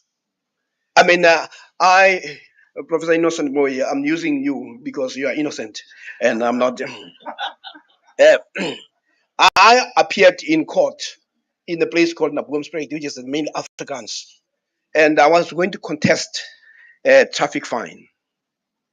And when I got to the magistrate was African speaking, the prosecutor was African speaking, the traffic cop was African speaking. So when I appeared, I said, I mean, I could have paid the ticket, but it was simply a matter of, for me, I just felt the traffic cop was wrong and I needed to defend my position. So when I got there, then the magistrate starts speaking. So I said, could we conduct this at least in English? And he says, no, there'll be somebody will interpret for you. I said, no, I insist. And then they asked the prosecutor and the traffic cop whether they'll be comfortable with English. So the prosecutor thought about it. He said, no, my English are not good. So I told them that no, my Africans are also not good. But the long and short of it is that what these guys were saying is that we want to be engaged in this practice in the language that is our mental home. But we subject our people. So the first injustice is in the language, even before you deal with other things. But these things we become so desensitized to the attacks on our humanity, as if even the concept of justice can only be translated in a language that is not your own. I mean, how colonized can you get? And then you call those people your honor. The same applies to the medical practice. It is only now that universities are insisting that if you are going to be a doctor, at least learn one African language. Because most of your clients in this country, who are a majority, will be black. And the proper medical treatment starts with understanding what the patient is suffering from. So when a patient goes there and they cannot even express himself or herself, and the doctor asks, what are you suffering from? They say, no, it's painful. Where? All over. But because they don't have even the language to say when he thinks about the heart or whatever, but those things disappear. So you find even the level of injustice in the medical profession. Because for those of you, maybe this is just normally people pay for such explanations. Uh, the doctor who I worked with, he told me that There's a reason why when you see that you go to the doctor wants to hear your story first. He says, for abbreviation, it's called SOAP, S meaning I do a subjective assessment, that I ask a patient a number of questions. When did this happen? What did you eat? Or what happened before this happened? So what they are saying is that I try to, because what you have with diseases, that you have symptoms. Sometimes you can have the same symptoms, but for different causes. I mean, it's like a good thing about a car. When a car is overheating, it could be a number of things. It could be water. It could be a pipe that is leaking. It could be a thermostat. It could be, but the manifestation is a car that is hot. You know. So with medicine as well, what they try to do is you guide the, the doctor to say what could it be, because I see this symptom, but this symptom is also a symptom that is also linked to a number of diseases. Then after the story, the doctor will then do an objective assessment, which is where then from there they do a prognosis, and then they do they do an analysis, then a prognosis, and they give medication. But they will say it's always important for the doctor to get the story from a patient. Now, if you are a doctor who can't even speak a language and you cannot even understand it, you can understand the damage that is done. And then you hear that, hey, daddy just went off. He had the problem and now he's dead. Part of it is because there's been a misdiagnosis. So even the most simplest things like this in this country, because of the racism, because of white supremacy, they could not be addressed. So what I'm saying is that when we talk about the decoloniality, we're talking about we're talking about an existential challenge. We're talking about the things that are there, that manifest themselves in the majority of the people being undermined, where they are dehumanized, where even they may even die when things can be resolved. So, in terms of the questions, again, it goes on to when you do research, what type of research questions are you doing? Uh, as we said that Utunji said, most of us we answer questions that have nothing to do with our own people, and in a sense, we undermine a lot of things. The last minute, there's a chapter that you can get. It's an article written by Peggy McIntosh. It's called "Unpacking the Invisible Knapsack." It talks about white privilege, and she's a white woman who I'd worked with I'd engaged with, and she actually came to, we shared a platform at the University of Nelson Mandela. But I'd known her work since the early 90s. And this is one of the most famously quoted article, easily available. You don't have to pay for it. It's a white privilege, unpacking the invisible knapsack. Peggy says, while she was trying to investigate the male privilege, because she felt that as a woman and probably a feminist, she felt that the men in the US were getting away with murder all the time. But then she said, no, let me just think about it differently. Let me think about myself being a white person.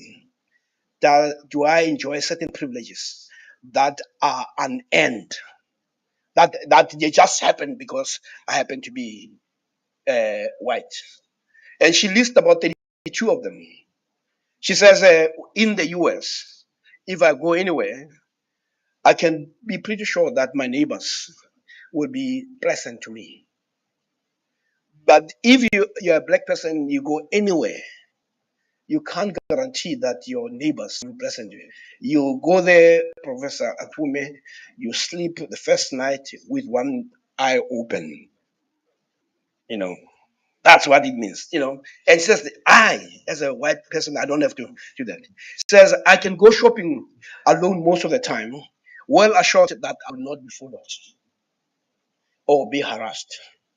And she says, I can go into a shop and know that if I say I don't have money, it will not be accused as chance taking.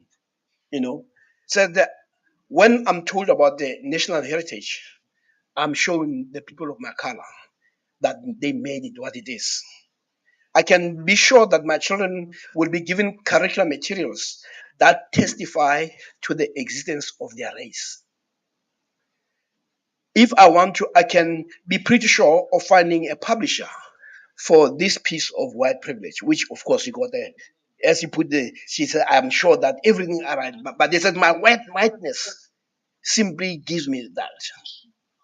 I can go to a music shop and count on finding the music of my race represented in the supermarket, etc. So she lists all these things, but all she's talking about is that if we're going to be honest, we must talk also about the privileges that we enjoy that are an end. And last week, or was it this week, a journalist called me and wanted me to comment on how come a deputy minister has a master's and the minister has a matric, and in some instance the minister has a birth certificate. I said no. I said you are missing the point here. I said you need to understand that when we get educated as Africans, we're trying to be white. We speak the language. We even when a black person struggles with pronouncing, we laugh at them because it shows that they're not smart. You know, a white person when they break our African language and distort it, and they don't even call our names properly, we say Hashem is trying. You know, yeah. But I was saying to the journalists that you need to understand that whiteness is also a qualification. You are busy trying to be white in everything that you do, but the white person is already there. So you see the when you talk about the black people who are highly qualified and the white person is not qualified, you're missing the point. He does not need that, you know. But these are things that even our own people will practice that.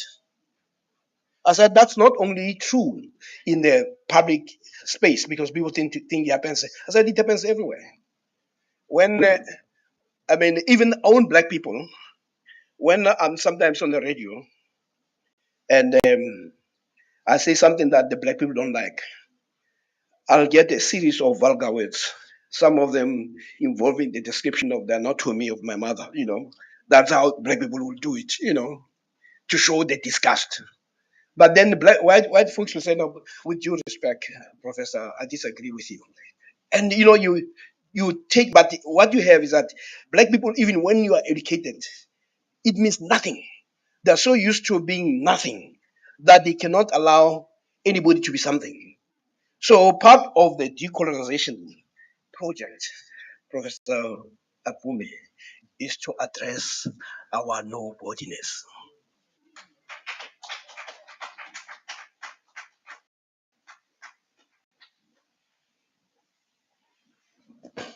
Every time I have a chance, I remind Professor Siepe that the people who paid for him to study physics, they deserve a refund. They deserve. Thank you very much, sir. Colleagues, it's now 11:14. The task before us is to go for lunch at 1 p.m., a non-compulsory lunch at 1 p.m. And we have to do our engagement now. Ms. Mangai just reminded me that we do not have to break into different rooms. So we'll have the engagement in this room, and we will also be joined by the colleagues online.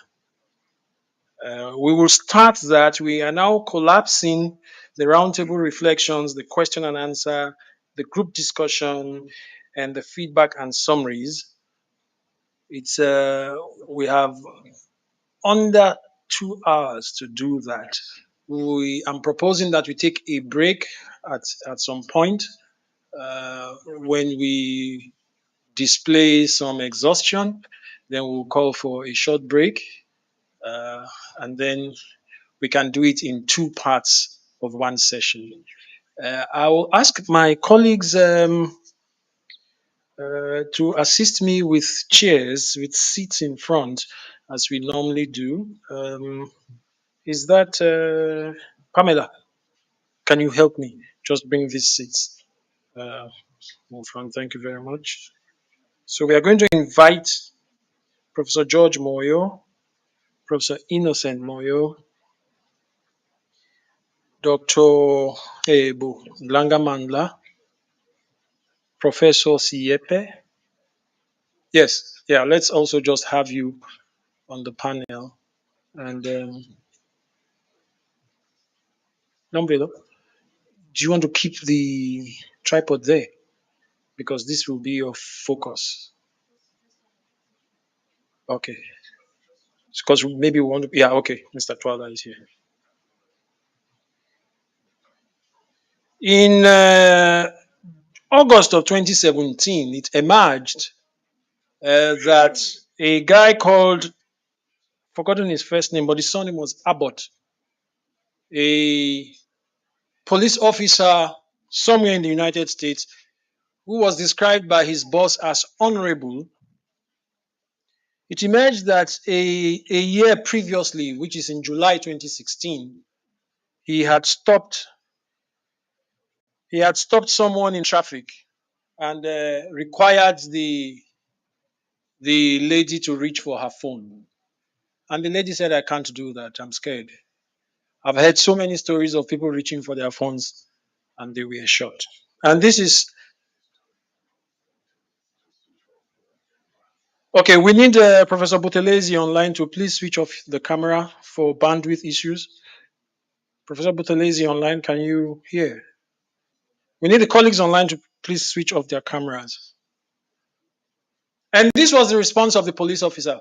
Quote, but you are not black. Remember, we only kill black people? Yeah, we only keep black people, right?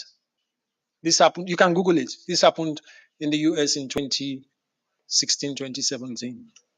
This officer was not fired. He merely retired. There is no record that any disciplinary action was taken against him. In the press conference that followed the revelation, his boss said he's an honorable man. He just made a mistake. Shame.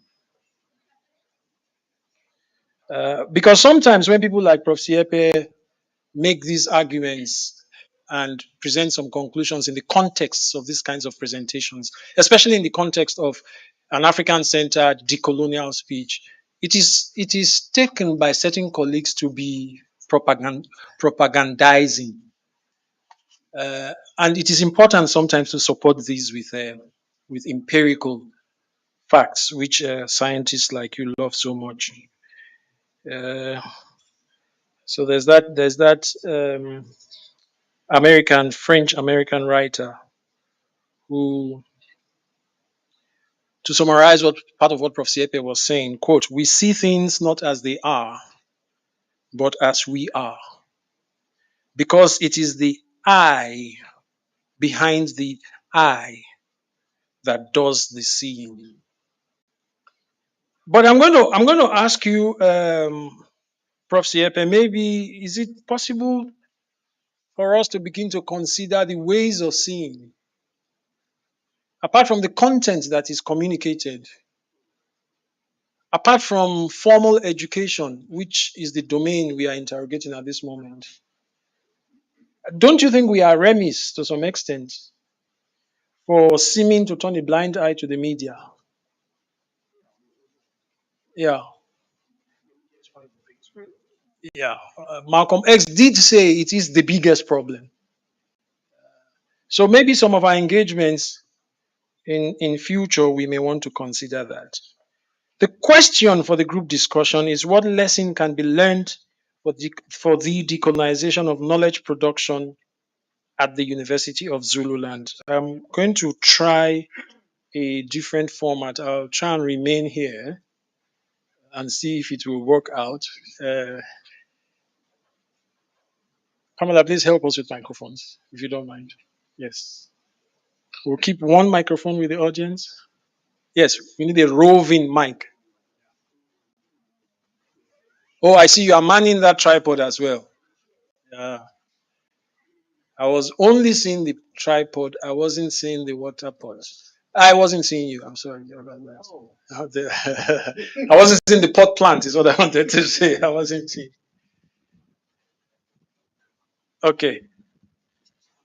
So that is the question we are supposed to treat. But let's start by asking members of the panel, beginning from Professor Moyo. Let's, Prof, can we maybe start with Professor Innocent Moyo? Or actually Dr. Nlangamandla, who's for whom during this session is his first appearance on the panel, to maybe give us a comment on any aspect, any specific aspect of the presentation. Could be today's, could be before today, that you would like to amplify a bit, or that you'd like to comment on a bit, and we'll start the discussion from there. Okay, thank you so much, Program Director, Prof. Akpome, and thank you so much, Dean and the colleagues. I greet you all. For me, when I look at what we are doing here at this workshop, I got reminded of who I am, and is what I'm doing solving the problems or the challenges that we have in my village? Is the research I'm doing in physics talking to the challenges that we are having as a country and as we are having it in my village? Just yesterday, I was told the whole day in my village there was no electricity. Yet I'm here and I'm an academic at this institution. Am I doing the right research? And this is a question that Prof. Siepe has been asking in his speeches. What is it that we are doing, or what questions are we really answering? Are these questions ours, or these questions are foreign questions to us? And yeah, it becomes very emotional to whenever I reflect. Then I'm thinking of even changing the research I'm doing and do a relevant research to my people where I'm from. Yeah. I cannot expand more than this. Oh, yeah, well, thank you. Thank you so much. Thank you. That's a very powerful one, I feel. Does any colleague in the room or online relate to that? Does anyone have a similar thing to say, how perhaps the conversation has affected their own sense, their own assessment of what they're currently doing, and if possibly this could lead to a change of direction for them? Anybody, please? Prof. Simbanda? The mic is coming to you. Maybe before even Prof. Sibanda. Yeah, carry on. Yes. I was even thinking of how we even set up our entry requirements to our programs here. And our entry requirements are more like, if you were to look into them carefully, it's more like we are still English. It's more superior, because it's even written that if a student is, or a learner who's coming to our our university or to our programs. If he's not competent enough in English, even though he may be competent in other subjects like maths, physics, and life sciences, but that student is weak to be in the mainstream, then that student is subjected to the extended program. Is that what we are? Okay. Okay. Okay. We are going to take Prof. Sibanda's response to the earlier point, but I'm going to ask the colleagues to think about the second point. Maybe especially because I work in the field of English studies. Uh, those of us who work in that field often say this, especially Africans, non-English people who work in this field. English chose us. We didn't choose English. Uh, what would you propose? The debate has carried on a lot amongst language specialists, but I think it will be very fascinating to hear what colleagues in other fields have to say about this. What we have all agreed that the situation which Dr. Glamalanga has described is not ideal. We have all agreed that we move away from it. But what would you propose as an orientation, is step towards what should be the ideal position? Yes, but I'm suggesting you respond to that after we hear from Professor Sibanda on the first point. Go ahead, sir. Thanks, Program Director. Yes, I think I share the same sentiments with Dr. Langamandla. I think language has come very much in the discussions, and Prof. Siap has spoke profoundly about the impact of language. And I'm also beginning to think that maybe I've also been misdiagnosing the students. I think we are making some moves to try and incorporate isiZulu and maybe other indigenous languages in the curriculum. But maybe one shortfall that I'm seeing, maybe that we need to begin to think about is maybe we should also consider assessing in the local languages as well, because when students express it in English, but maybe when you ask them to explain what they mean in their local language, then you begin to see that there is a deeper understanding in that sense. So I think it's something that we could also incorporate in the future. Thanks. Okay. You were going originally to respond to the impact of this workshop on your personal research and work. Do you still want to say something about that? I think I'll come back later. Okay. If you will allow me, can I go to Professor Moodley? What can technology do in this regard? Because I find that in terms of translations, isn't there a software? There's Duolingo, and if you arrive in a foreign place, you are ordering a taxi or something, you can speak in English into the app, and it translates into Spanish. Um, to what extent can technological interventions assist? And there's also, I experienced that once, and they do it in all these big international conferences like the UN. The guy is speaking in Chinese, the translation comes to you in English. Is there a way forward in that direction that you think, even if it's something we may just want to think about, it doesn't mean it's something we have to do when we get back to campus on Monday?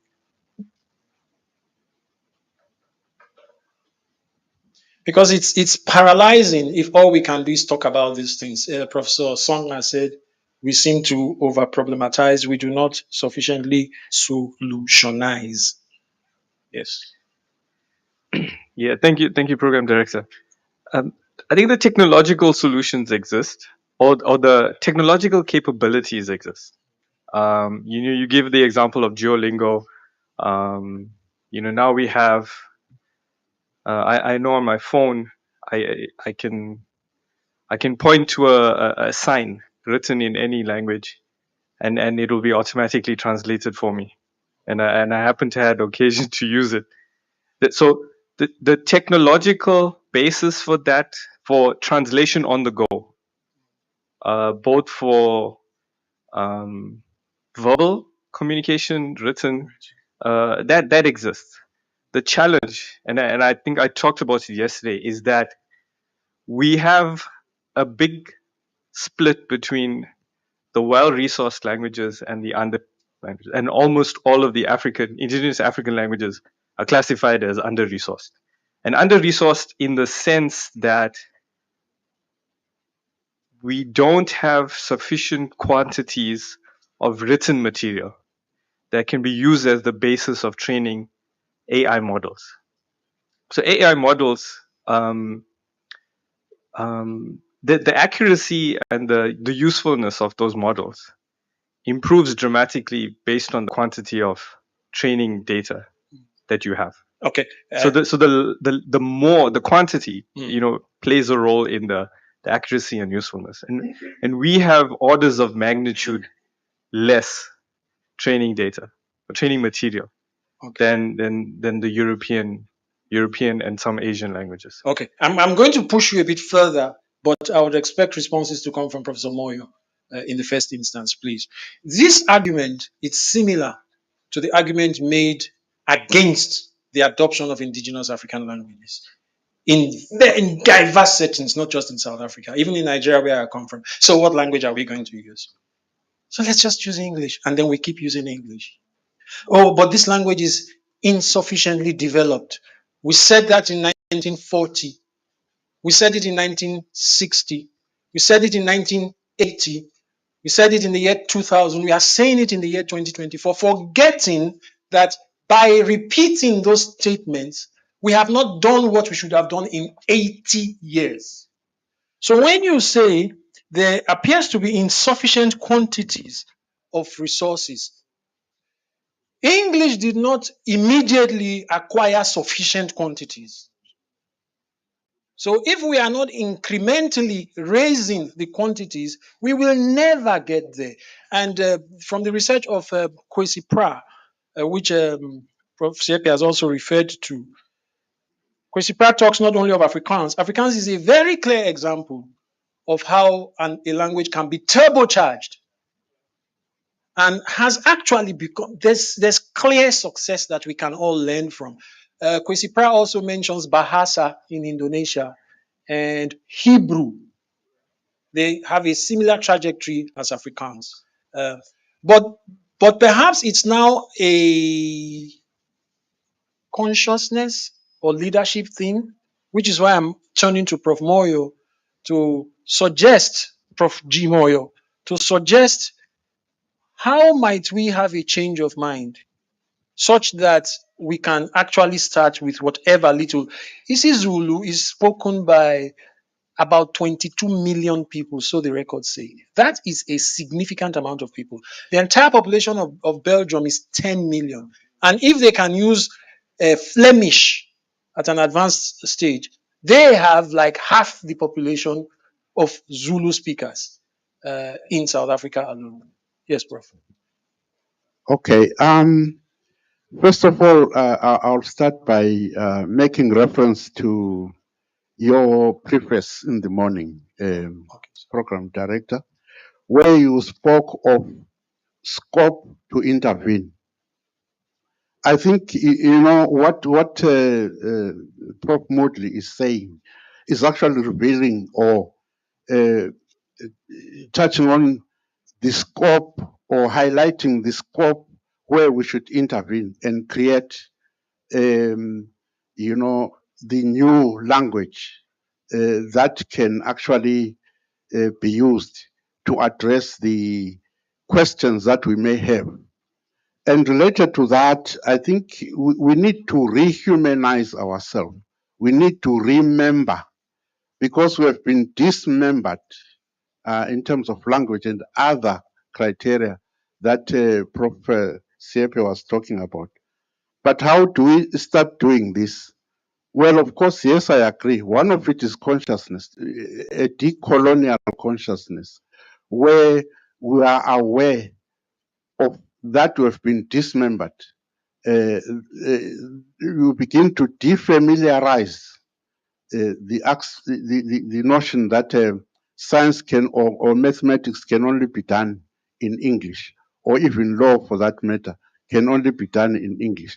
And they create a language that can actually do that. Paulo Freire actually has some ideas around this. Although he was writing in a context I don't like to say Latin America, in Southern America, in a different context. But you see, I find his discourse very, very empowering. The idea of problem posing education, where when you teach, you do not empty the so-called what you consider to be knowledge onto people. You start from a problem, and then you say, how do we go around? How do we name it? How do we characterize it? You can see that there is language there. You say, hey, there is this problem. How do we characterize it? And that also comes to a situation where the educator is mutually vulnerable because you are together addressing a problem. You don't come as an expert as such. You are addressing a problem that is there, and you navigate, you research until you come to a solution, until you come to where you are naming the world. And also the advantage of such an approach is that it brings back your humanity because it is a humanizing pedagogy. So you are beginning to be a human who thinks, who can reason, who can create, because all of this, all up to now, we've been dehumanized because there's a history to that. I think your intervention at the beginning alluded to that. There's a history to all of this. We all know that the Enlightenment period was saying that the black man cannot reason, is a subhuman and all of that. So we now need to rehumanize, to remember through through a humanizing pedagogy. There are other pedagogies that are intended to tackle these problems. In this workshop, I did not talk about an insurgent pedagogy. You attack where you have been attacked, and bring about, with due respect, an alternative and inclusive approach. So, I think the long and short of it is that, yes, indeed, we need a decolonial consciousness so that we become aware, so that we become a people for themselves. Like I said yesterday, Karl Marx was talking about the working class, those who do not control the means of material production. They go through a period where they have a false consciousness, like a house nigger who has a false consciousness, a consciousness which does not correspond with the reality, which actually contradicts the reality. To be conscientized and begin to recreate and transform the world. Like Paulo Freire says, to name the world. We need to name, I dare say, the universe as well. Because we live in an epoch where the universe has already been named, and yet we know that traditionally we knew like there was astronomy in a way, although there were no telescopes. People knew that when you see that star rising, this is what happens. In my language, there's a star which was called Idonsagusa, which is a star which, when you see it rising, is beginning to be, So, in other words, but that was all disrupted by colonialism. And the elders knew a year where there was going to be drought. There were certain signs that were there that they could, identify. And so I think, Program Chair, I think we need a decolonial consciousness that will remember us, humanize us, so that we are human beings who can think, who can intuit like anybody else. Thank you so much, Prof. Moyo. We'll go to Prof. Siepe, the same question. I just want to, before you proceed, Prof. Siepe, remind the colleagues that Prof. Siepe is unlikely to give a numbered or bulleted list of prescriptions. He's unlikely to do that. He has demonstrated averseness to that kind of response to problems in the past. But I also want to put a little bit of context into what I said earlier. When we speak of Afrikaans in particular, and maybe Hebrew, it is important that we do not forget the conditions under which Afrikaans achieved what it achieved. It's important that we do not forget that the same affordances of those conditions are unavailable at the current moment. To be more explicit, it's the same conditions under which French and English became globally dominant. People did not get diplomatically, they were not asked, please speak a little English. We just speak out, and they didn't speak English because they loved English. It was imposed. These dominant languages were imposed. Military power was used. We all know about 1976. State resources were used very undemocratically. And those conditions do not exist today for, let's say, isiZulu or isiXhosa or any of our indigenous languages. Yet, I'm not by this saying that the responsibility is now vacated. Doesn't mean it's impossible, doesn't mean that we are not responsible to do something, but it just means we need to be aware of that. And Professor Siepe, especially with your experience in the academy, experience in public administration, maybe we can get some insight from you that can inspire us towards steps in that direction. You say you were asking the same question about Language. what has been the impact of what I said to the colleagues. Now I should be saying the impact of what I said to myself. Well, let me start first by simply indicating that Professor Moyo has summarized what the whole workshop is all about, to create a decolonial consciousness, out of which then we talk about what are the types of environments that we must create to make sure that that which emerges from that consciousness sees light of day.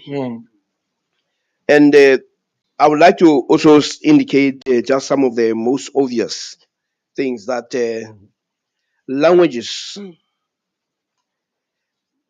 develop faster when those in power speak those languages. Not so much about what the people do at university, but when the leaders start speaking their languages, people start gravitating to those languages. Because what people try to do normally is to access power. And to access power, you access it through the language of power. So if Mandela spoke Xhosa, you'd have seen how many of our counterparts would have learned Xhosa because he's spoken. I've seen that here in KZN with a lot of white people who have learned to speak Zulu because the leaders at that time, like Buthelezi, would choose to speak only in Zulu, and people will want to access that. You go to Botswana, a lot of you won't find a white person who was born and raised in Botswana who doesn't speak Setswana very well. You go to the Northwest, it's exactly the same because it is political will. So that's the first thing that I want to indicate. And secondly, that with the technology that we have, it is very easy to fast track the creation of more terms, concepts that can be used at university to transact. And recently, the current Chief Justice, or the next coming Chief Justice, wrote a whole judgment in Xhosa. But what she was doing was to disrupt this notion that the justice can only be transacted in English or Afrikaans. So when you have a chief justice deciding to write, a deputy chief justice to write a whole case in Xhosa, that is actually an indication of possibility. But you also have students who are now getting their doctorates in African languages. I think there was one in Northwest who wrote a thesis in Setswana, and there's also one or two that from Rhodes who got with in Xhosa. So there's a particular shift, but it's not shifting hard enough because what we lack is that decolonial consciousness. And lastly, I want to at the point that Professor Simanda was actually raising about misdiagnosis of students because they can't speak to you in eloquent English. And having studied in the US, I was always fascinated by my Chinese counterparts as students that they were doing very well, and yet they struggled to speak in English. Then I asked them, how come you are top, but you really struggle to, to even converse in English? And then he said to me that, well, first, there are two levels. That you see, he says in China, there's so much competition from even primary, from even kindergarten. So when you see me, you see the best of the best of the best of the best. And you see, in your country, you might be the best of the best, but you need to understand that part. But then there's a second part that you are saying, which I thought was important. He says, but it's because every book that has been that we use in physics here has been translated in Chinese. So when I go home, I go back to that book of Chinese book to try to access what the lecturer is saying. And these are the same students who can't speak English, but they're the ones that produce people who become Nobel prize winners in physics.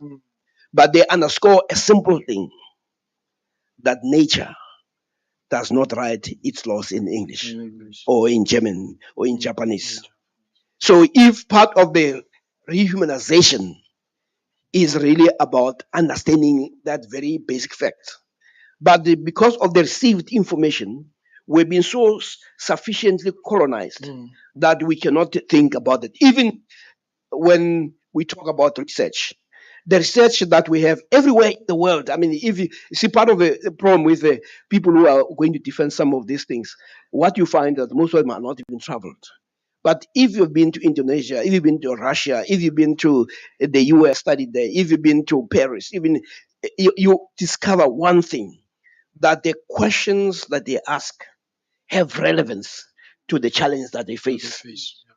But what we do, because of the power dynamics that we also allow, like as I said, when this guy who wrote Gun McBride could not find a publisher, he let it go. But part of it is that it was within us to simply move from that state of created incapacity to say, no, I can. I mean, this university, that it doesn't have university press, it's not because it can't. So, but once you create a consciousness, you make things happen. And that's what we need to do. We must move. Part of the colonial enterprise is to move from a state of paralysis and from a state of complaining to simply saying, what is it that makes them to be able to do it and I cannot do it? But at the same time, we must also indicate that part of the problem is that whereas other people have not suffered what we have suffered, it is that pain, that those wounds that they were trying to address. Because when the Afrikaners took over, they did not question their humanity. They did not. The point of entry was not to try to be the English. They were comfortable with themselves. Unlike us, when we have an opportunity, we try to be anything but us. So part of the things about these discussions is to say it's okay to be you, and actually it is wonderful to be you. You know, one of the stickers that did touch me emotionally in the US was going to a rally, And I spend a lot of time in the rally, sit down in the classroom, We can see the evidence, bro. And there was a guy who was wearing a button, and it was written, "I just love being black." For me, coming from South Africa, where blackness is nobodiness, it made an impact to me. But he was not saying others should not love what they are because they love themselves anyway. He was saying it is also okay for me to address the state of nobodiness. Thank you So, very much. Thank you very much, Prof. Perhaps there's a point made by Simfree Makoni, a leading um, um, linguist in the world now. He's at Penn State University. There's an intervention Makoni and Pennycock made. I think it's either in 2020 or 2022, where they argue that it is a mistake to treat language as a first order phenomenon, especially for sociological purposes and for pedagogical purposes. It happens that the colonial education we inherit has placed such a premium on language. And I experienced some of that growing up. And even now, I can write something on which I don't know anything and be applauded for it because of my skill in English. It's very easy these days to just fool people with beautifully put together language. And they are impressed. They nod their heads, they smile, they clap their hands, and they blame themselves for not understanding you. When in actual fact, you actually don't have content. I have done that deliberately, not once, not twice. So what Pennycook and Marconi argue is that communication is what should be a first order phenomenon. Language ought to serve the purpose of communication. And colonial education, which places in such pressure on language, because again, I think the reason colonialists put so much pressure on language, English studies as an example that I've studied, is that it's an alibi for the teaching of culture. A lot of what is taught today as English studies is actually English European culture. It's not the language. Otherwise, they wouldn't be teaching Shakespeare still. Because what Shakespeare spoke in the 1600s is not what we expect our children to speak when they leave school. So maybe that's why they put that focus. But I think we as pedagogues, we as teachers need to retreat from that and to focus on how to communicate, maybe using technology, some of the things that Praxen has suggested or other ways. Thank you very much. We are now going to move to Professor Moyo Innocent. Are they taking questions online? Yes, we will take. I've looked. I'm looking now. We just want the initial intervention from one of our panelists, then we'll go online. Definitely, we are taking questions online, colleagues. Yeah. So, Professor Moyo, your task is to just make a comment from any part of the presentation so far, something you think we can start a conversation on. Thank you so much, Program Director, and thank you so much for Prof. Siepe for a very profound, discussion this morning. Really challenging issues that he raised. But for me, I think most importantly, the issue on the coloniality of knowledge that Prof. Siepe actually touched on. I think the fundamental question really is the knowledge, in our curriculum. Maybe to summarize this, I want to make reference, to Ndlovu Kacheni in his book in 2018, and Minolo and Walsh, they make that, you see, I think we all know about the story in the Bible about Adam and Eve and the tree of knowledge, which was in the center of the Garden of Eden. It was only after Adam and Eve actually ate the fruit of knowledge that all of a sudden they realized that they were naked. All along, Adam and Eve thought that they were clothed. Now, and this tree of knowledge was at the center of the Garden of Eden.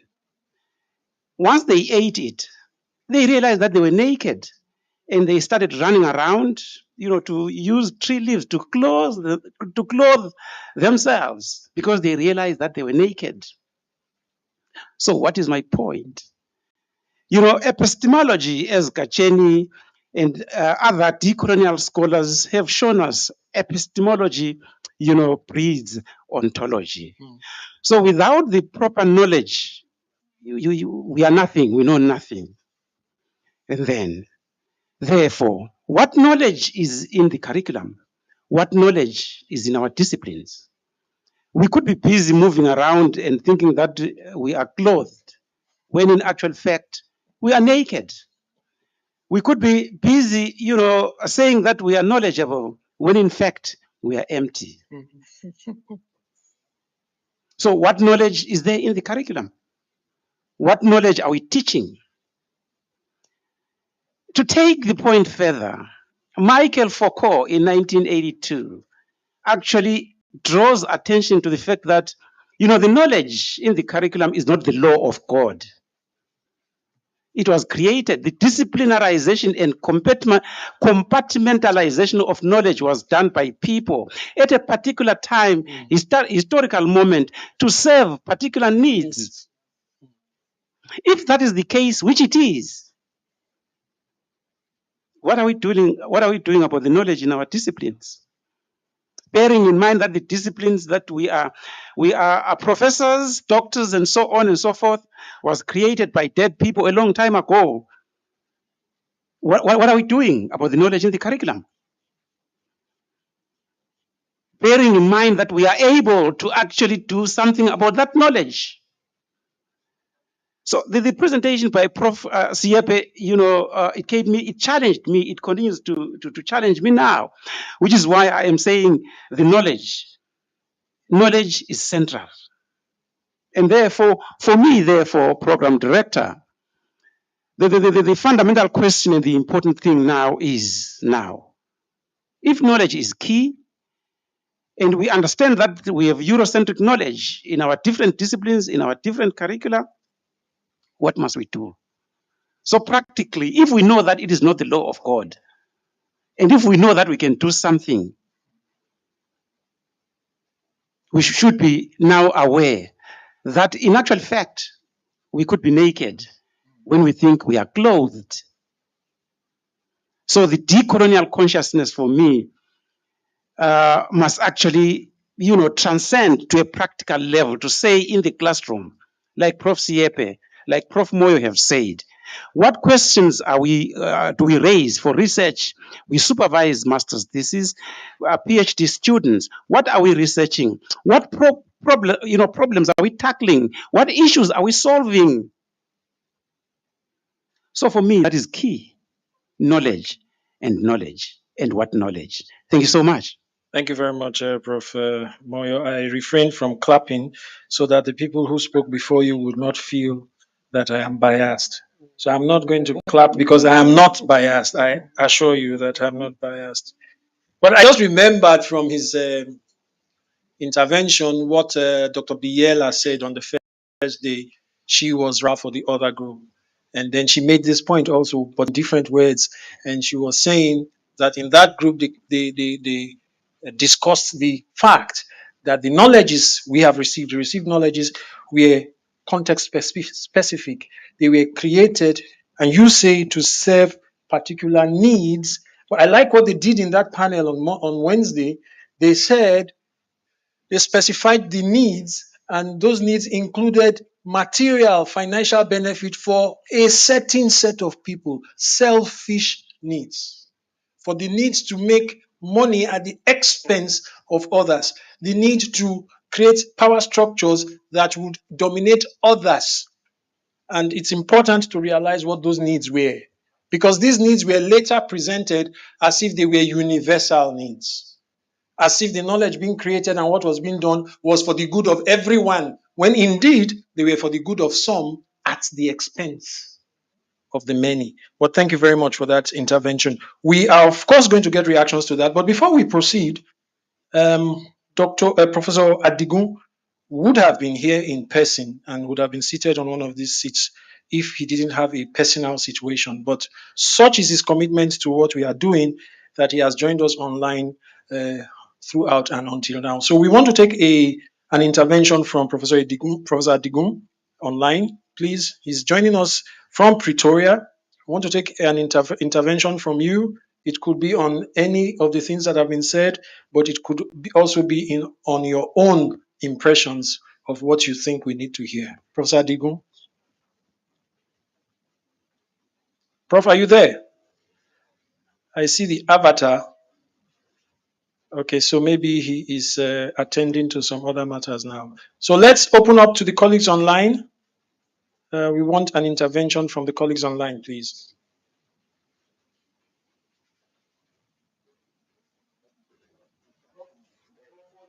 Okay. Hello. Okay.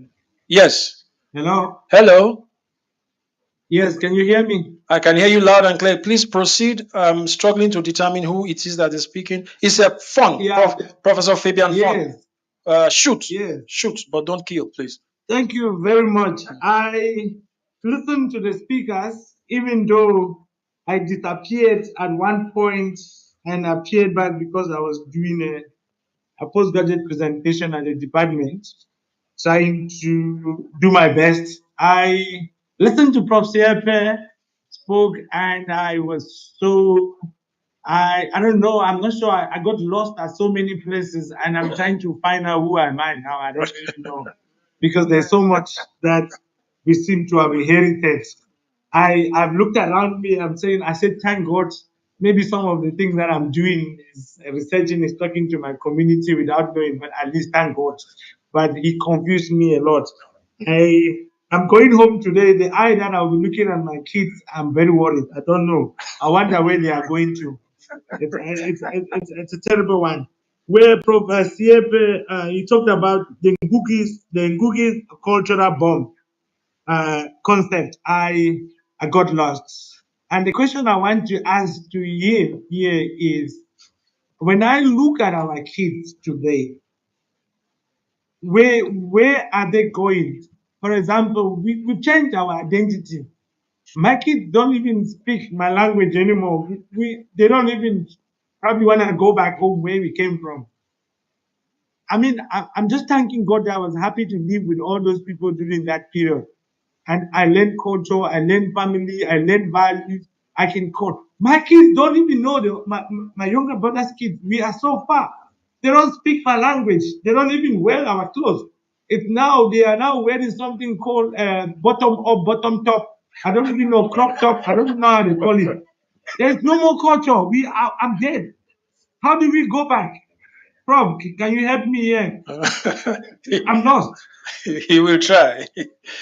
Let us use that as a prompt for colleagues who may have direct questions for Prof. Siepe and take maybe two more, your normal Q&A system, take maybe two more, put them together and ask Prof to respond. Because I'm sure his response would also answer some questions that are yet to be verbalized. Yes, colleagues in the room, any question or comment? It doesn't have to be a question. Yes, in front here. And two, and three. So we'll take, sorry, your name, sir? Okay. Dr. Professor Getachew. No, Dr. It's everybody's a professor. Okay. For me, it's really an interesting discussion for the past 3 days. But I saw a video a couple of days ago from Dr. Lamala, which says we need to keep the African leadership to keep what they are doing, because they are doing rubbish, and then let's keep them there. If the Africans wake up, then Europe will disappear and the Americans will disappear. So we need to make sure that the leadership in Africa, especially the sub-Saharan countries, to be there. We need to tell them that, okay, whatever you are doing is right. So keep it like that. So the academics is just too small to fight the top leadership. And then there is one thing that I always think about: the one that feeds you controls you. So in Africa, we can't even feed ourselves. Still, we have the resource, we have everything, but still, we are struggling to feed ourselves. There is also a funding issue and other related things when it comes to research. So how are we going to address these things? So it's because remember, this is a paradigm shift. We are going from the norm that we know to a new paradigm, which is what you call uncharted Uncharted territory. territory. So how are we going to go there? And then again, we discussed about theories, histories, quotes from people. Okay, it's fine. People said that thing. How are we going to put it on the ground? How are we going to move forward? Theories will not change us. Let's do it practically. If we're planning to do it, let's do it now. Because you say like from even Prof said from 40s, 60s, they were theories like okay, this. Then how are we going to make it? If we want to make it, let's make it now. And then it will be, as I said, it's a paradigm shift. It will be a challenge, but if we believe that we can, then why not? Mm. Yeah. Thank you very much. Yes. And then Dr. Kipinieni.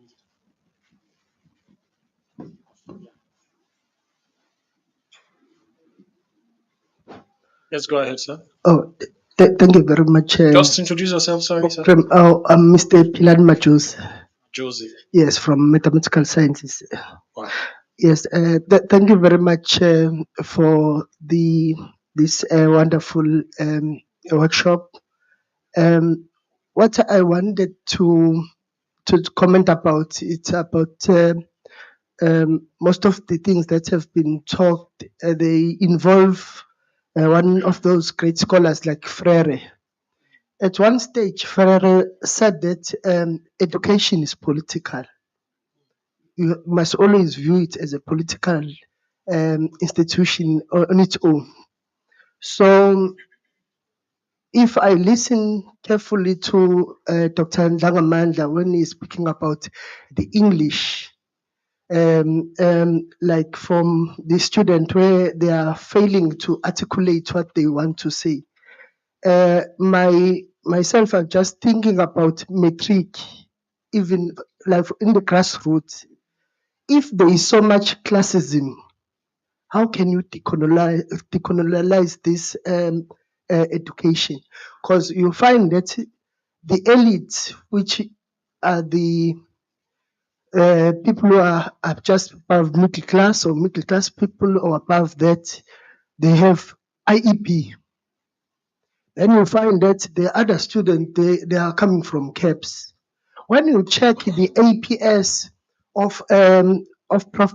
Peterson, when they are talking about the point system, you will see that, in fact, the CAPS is 4 points below the APS.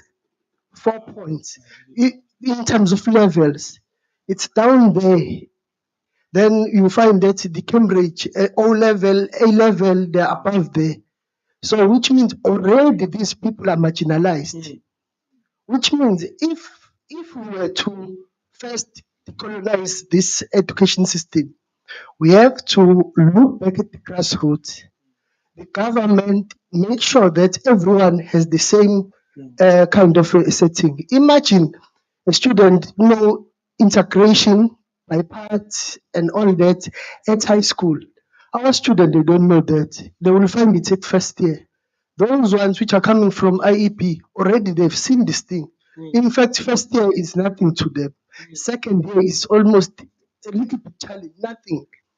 Which means that there's too much classism. So what I'm saying that we have to look at those principles of education as a political tool, because Freire was looking at things like policy and funding.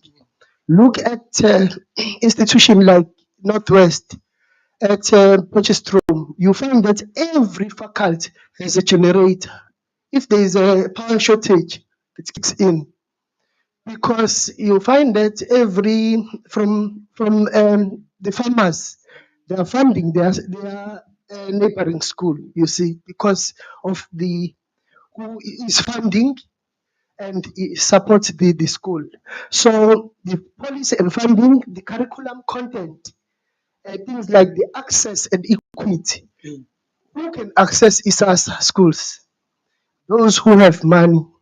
The others, they will just stay there at camps and they drown there. They don't know things like maybe integration by part at a high school level, and they are in disadvantage immediately before they go to the university. And yeah, lastly, it's just that education as a tool, it can shape ideologies like from the social norms, even the social ideologies. You can put them using the educational space. So if the education has that particular same unit of or one voice of liberating people, which can be done through the education. Thank you. Thank you very much, Dr. Majozi. It's Dr. Oni and then the Dean. Thank you. My name is Dr. Oni from Engineering Department. So I just want to make comment regarding what Professor Siepe and Professor Mudli also said about natural language translation. I have a student who worked on, who did a research at honors level on interpretation or translating from isiZulu to English bidirectional and use artificial neural network and all those things. So one of the problem we had and the challenges we faced was there's no resource, there's no library, like what Professor Mudley said. There's no any resources whereby the student, so he had to go and use Google database. And in Google database, our language has a lot of how can I call it, slang. Like if you want to say, for example, now Sabona, you can say it in so many ways. If you want to say Njani, you can spell it in so many ways. And if you go on Google Translate, just put Njani or put Ninjani, you see a lot of interpretation that comes out. So a lot of times, in order to conquer those things, he started making his own library in order to actually capture what he wants to do. And when he wants to test, he needs to test from his own library. So meaning that it's from what he did. And one of the problems this thing causes is that now, as a researcher, if you want to do that kind of research, if you want to do it at a master level, they will tell you what's the novelty. If you say you want to translate from Zulu, they will say no, somebody has already done it before. And the problem always come with we African trying to solve European problem, thereby looking at our own problem as no, it's not a problem. Anytime you want to do something, they tell you what is the novelty. They believe the novelty has to come with something that nobody has ever done, and it doesn't have to be like that. It might be an existing problem that is still ongoing that we actually want to solve. And that is the big problem. When you are looking for funding, they will say, no, this person did this and they got this result. Therefore, you can't do it again. And thereby limit our library to different resource of our language translation. If you go online, put Yoruba, Igbo, or any Swahili, any language, especially African language, you see that they are under resourced. And the problem is us seeing those kind of problem as a little problem, whereby we look at the problem, European problem that is catalog. You know, they put it catalog, this is the problem we want to solve now. And if you can pick one and solve it, then you gain international recognition by solving those. So that's one thing we also need to look into. Thank you. Thank you very much, Dr. Oni. The Dean, and then we'll come to Prof. Siepe. Thank you so much, Program Director. I think Dr. Oni was listening to what I actually wanted to raise, that we, or maybe let me start first by thanking Professor Siepe for giving us this business, because we have got a freedom of what to research on. And we've got, for example, a funding body, which is NRF. And when we have to design our problem statement, we jumping into solving other people's problems. We run out of Africa. We run out of Zululand. And we pitching our things there where we trying to solve other people's problem. And at the end of the day, we come back and say we do not have funding. We do not have funding because we are, I use the wrong word, we are captured mentally of how we think, because we are not thinking for ourselves. We are thinking for other societies, and that's where our problem is. And if we can take the discussion from this workshop and think about it all the time when you design your project and apply for funding, you will see that you will get funding.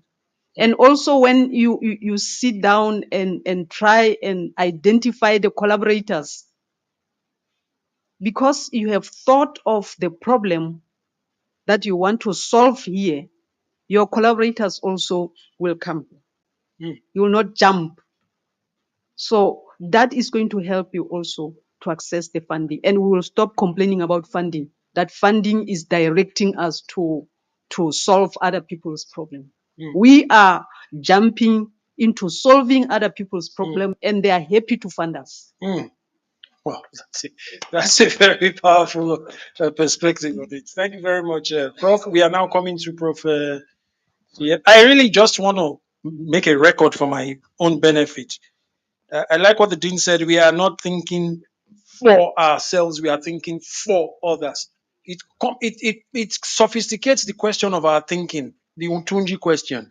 There's the part that we are allowing others to think for us. There's that part, but there is also this part which I think is profound, that we take time to think how we are going to solve somebody else. So we are kind of contributing our knowledge, our thought, our intellectual skills, the little we have, to solving problems outside of us. Thank you very much, Dean. Prof. Siepe.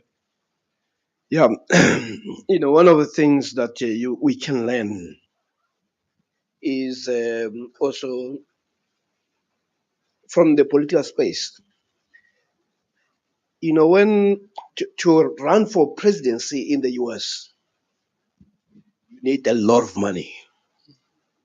And even if you seem to be demented, as long as the money is there, you can actually remain, because that's what. And when Obama tried to run, he did not have a backing from companies. What he decided to do is that I'm going to run, but I'm going to get money from the ordinary people.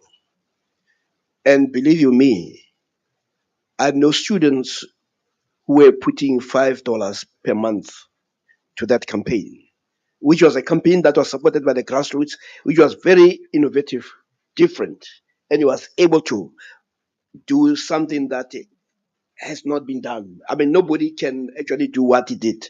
But the point is that he came up with a notion that says we can. So if you adopt that attitude that you say you can, then you'll be so surprised. I mean, I gave an example of when I ran for, I was the head of a college that offered the MBA, and the MBA was said to be conditionally accredited. And all it required for me to do is to go and have a conversation with the CHE, and they questioned the assumptions that made them to give the college conditional accreditation.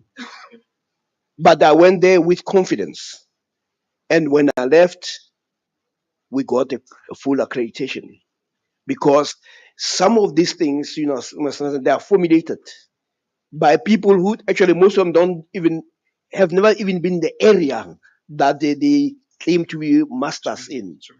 So you just deal with it. The second thing that you do is, if something does not exist, create it. Mm. What we tend to do is we see a gap and we see difficulty. What I said in quoting JFK was deliberate when he says, we go to the moon, not because it's easy. I mean, if you were to look at the investment that they made to be able to get there, to even decide and shape the American Academy, even the schooling system. They started even saying we are going to change even the schooling system. He says we can. The other one that for guys in physics, you'll know a guy called Letterman. You can Google him. Letterman was he's dead now, by the way. Letterman is a Nobel Prize winner. He worked in the Fermi Lab. One day he was watching television, and then on television there was a school in Chicago that was said to be the worst school in the nation. And he decided to step down as a director of Fermi Lab, doing high level cutting edge physics. It says he does not believe that those kids are not curious enough to be able to pass. And they did not have facilities. He went there, spent a year, and the students who were failing did very well, because all he did was that I relied on the curiosity of the kids. The fact that they were black was irrelevant to him. He was simply saying they can, because we must adopt that attitude. The second thing is, if you doubt yourself, I mean, right now, Sin-Free Makoni, in terms of even collaborations, you make sure that you also work with the best that are thinking along the same line in the world. Sin-Free says to me, anything that he writes today, yet Routledge says, I'll publish it. So you get to the stage where you become so confident that he says, I no longer go for journals. They come to me. For me to write in any journal, I'm doing them a favor. So you need to have that level of confidence. I mean, one of the books that I wrote, Routledge has approached me to say they want to republish it. But it is the posture that you take in terms of your entry in the world. But if you're going to go there Nicodemously as a beggar, you'll get the Nicodemus treatment. So I think it comes down to, if we say we can, and even the NRF, what the dean is saying, Yeah. all you have to do is to make a case for yourself, not only state it, but make a case. But what is most important also is the opportunity cost. Like I said, for as long as we exclude a majority of our people, most of our people who are excluded are the future Einsteins. So we are doing greatest disservice to the African people by making sure that all these geniuses who are there, who are excluded, not because they're not bright, but because of the barriers that artificial that have been created. This is why Africa, 60 years since the beginning of the decolonization and anti-colonial struggle, we are worse off that in the end, a continent that is very rich in every sense of natural resources becomes the poorest continent, precisely because its leaders, its people are busy chasing other people's gods. They are busy chasing other people's stars because they don't believe in themselves. So the fault, as they say, is not in the stars, it's with us. Thank you very much, Prof. Yes, Prof. Moyo, go for it. Yes, thank you so much. There's people online also, program Yes, director. yes, Yes, I'm aware. yes. I wanted to actually also, extend the discussion that was raised by Dr. Mengistu. When Prof. Siepe was presenting in the morning, he said that he used to teach physics in a revolutionary way. So there is the starting point. There is the formula. So when you go back to your class on Monday, you need to think about how do you teach physics. So at a practical and concrete level, we should be thinking now, right? Okay, we have heard so much about them theories. We understand the theories and so on. But at a concrete and practical level, you as an individual, what can you do, right? If 2 + 2 is equals to 4, but then it matters how you teach it. It matters how you teach it. So you can't be teaching like that dean that said the first 5 years in the PSC are difficult Of a 3-year BS. for a 3-year PSC. So I thought that was a loaded statement from Prof. Siepe. So at a practical and concrete level there, when we go back to our classes with this decolonial consciousness, what we should be busy thinking now, especially if we see that we are naked. And then the second level there, the point that I wanted to actually amplify is on the imperative of epistemic justice, you see.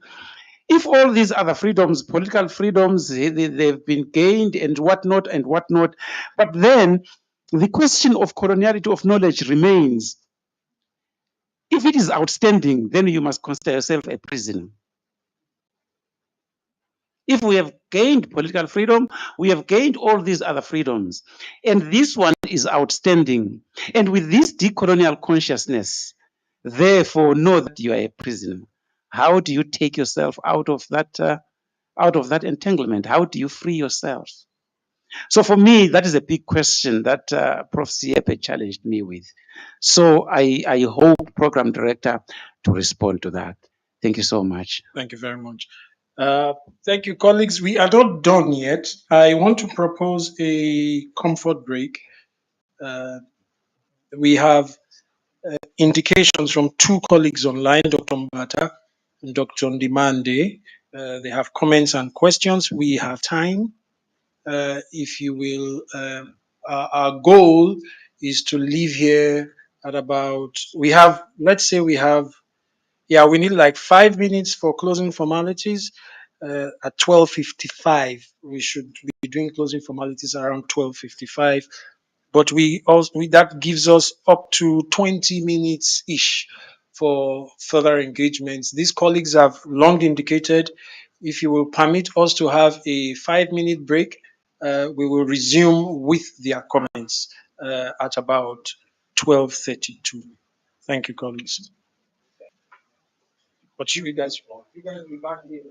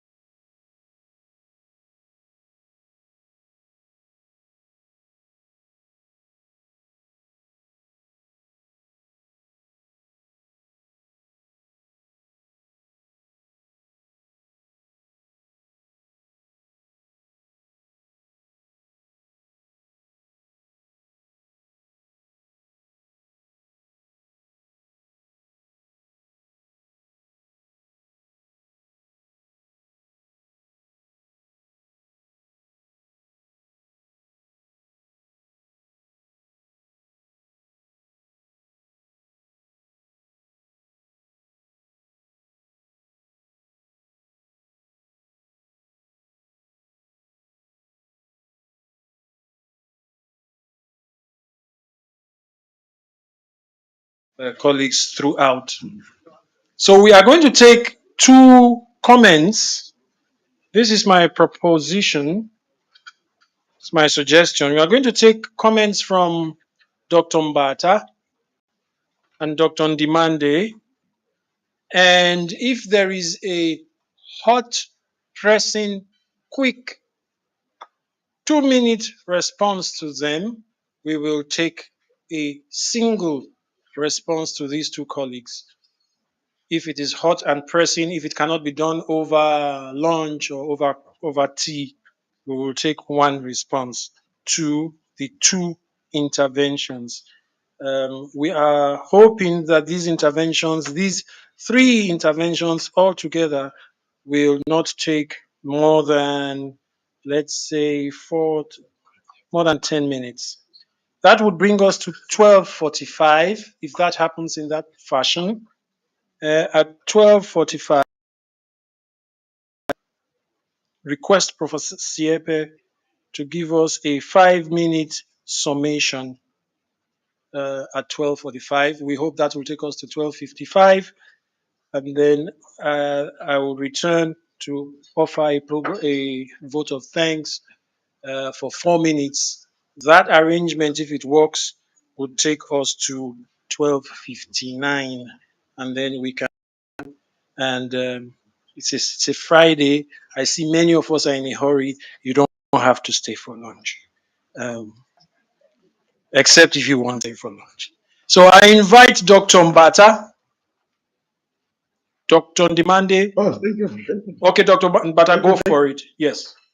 Oh, yes. Thank you very much for this short. I have a very short comment, and maybe one question of some sort to Prof. CF. And maybe first, let me say thank you very much to yourself and to Prof. CF and Prof. Moyo for giving us this. This information is very important, especially to us young Black South African scientists, especially because Prof. CF is a scientist himself. So he is speaking to the people he must speak to, and we are very happy about that. And well, as a young person who must have learned from it, this workshop, I learned two things. One is that I need to not be afraid, because I grew up, and when growing up here, we knew a white person as a bust, so you needed to run. You needed to not answer. So this workshop sort of teaches me to speak what is in me and say it as it is, no matter who is in the room. So we are very thankful for waking us up in that regards. And another thing that I took was the issue of language, which I think should all take very serious, especially to try to make things in our own languages and have our own symbols. So that's very important for me. So those are very important issues that we need to sort of from here go away with. And then one small issue that I would like to ask for, maybe also ask for a comment from Prof. Siepe, is an issue of a document like Ubuntu Boto document for us who grew up in this place. I'm not saying that because I'm IFP, I'm actually born ANC, but I think that document was quite good. It was quite good about teaching us about ourselves. We used to take that at school. That document could be designed. I am not saying your booklet is not good, but it looks very big. I can prefer it smaller, like that small Ubuntu was a document. That document can be used. We can use that in our classes for our students and stuff like that. And then one short final question that I can have is that to Prof. Siepe again, how do you think we deal with issues, for instance, for people from here? Now I'm talking about for people from here. How do you think we should deal with issues of, for instance, the differences that we still have, especially with the people we live with here? For instance, during looting, we were shot by Indian people. They shot us and we never shot them back, which shows that we are not fighting really. We are forgiving. No one shot another. How do you think we deal with those issues? How do you think we remove the perceptions and also some objective things that are there, where everyone thinks that the person from Indian descent will, chase you away from work and put his own person, for instance, or that person can only respect you if you are senior. Those things are happening even here. So how do you think we deal with those? Because these are people, we are with them here. And maybe who are we pulling with here when we are doing what we're doing? Thank you very much. Fantastic. Thank you for being so on time and for those very valid questions. Now we see, we're going to, yes, now Dr. Ndimande, are you there? Yes, I'm here. Okay. Thank you very much. And I would like to thank everyone for their Okay. contributions. Just before you proceed, Dr. Ndimande, I have to limit you to 2 minutes. I'm sorry, because I see Dr. Nkomo and Dr. Kubeka who will have 1 minute each. Okay, proceed. Thank you. That's fine. That's fine. Just wanted to say that I see that this conversation centered around the knowledge systems, but I'm also interested in the node as the physical, the tangible, the physical space where all these things will be taking place. Therefore, for me, it's also important that we talk about the design of this node. And the other thing that I wanted to raise was the issue of the significance of student agency. Where are the students in this conversation? And this also touches upon the lived experiences of students and staff within the university, the humanization of the students and staff within the university. Aware that part of what is happening at the university is the starvation, the literal, when I'm talking about starvation, I'm talking about the hunger at the university. And then the other thing I want to re-emphasize at the issue of Ubuntu, my other problem is the hierarchical design of the university system. Universities by design are elite and hierarchical. How do we sort of dismantle the hierarchies? Like literally at the University of Zululand, if you talk, you don't have to talk about the university management. You just refer to them as the fourth floor. And aren't we thinking that talking about the top floor, the fourth floor, builds the walls, the imaginary walls that we have within an institution? How do we decolonize or demolish the walls that separate the us and them? And I hope that those who are designing the compulsory course that we are going to take will make it so interesting for us to yearn to take the course than for us to feel like the boers who were pushed through conscription. I hope the course will be worth taking. They will make it so interesting, so valuable for us to really, really want to do that. And lastly, let us not continue to peripheralize the stories of the University of Zululand. Thank you very much. Thank you so much. Thank you so much, Dr. Ndimande. We will now go to Dr. Nkomo. You've got 2 minutes, and then we have Dr. Kubeka. You have 90 seconds each. You have 3 minutes between the two of you. Yeah. No problem. Perfect. I think for me, it was really an informative session, but I'd like to say and appreciate to say that coming from this Fees Must Fall and being in the forefront of Fees Must Fall and coming to academia, it was much of an issue to saying that now you're becoming a sellout. And it reminded me of something. What we used to say to people when we were busy with Fees Must Fall was that history will judge you harsh. Your children will ask you and say, what did you do when our fathers were fighting for free and decolonized education? And I feel this is the same message that we need to take moving from here, that if we go back and sit and do nothing, history will judge us harsh. We need to remember those words, that whatever happens from now, the ball is in our hands. You did what you could do to roll the ball within us. So if we let go of this, history will judge us harsh.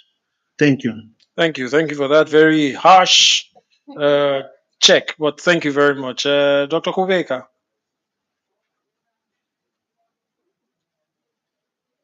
Will you send Kubeka? Colleagues, Yes. am I audible? Yes, very, very audible. Okay, no, I'll be very brief. I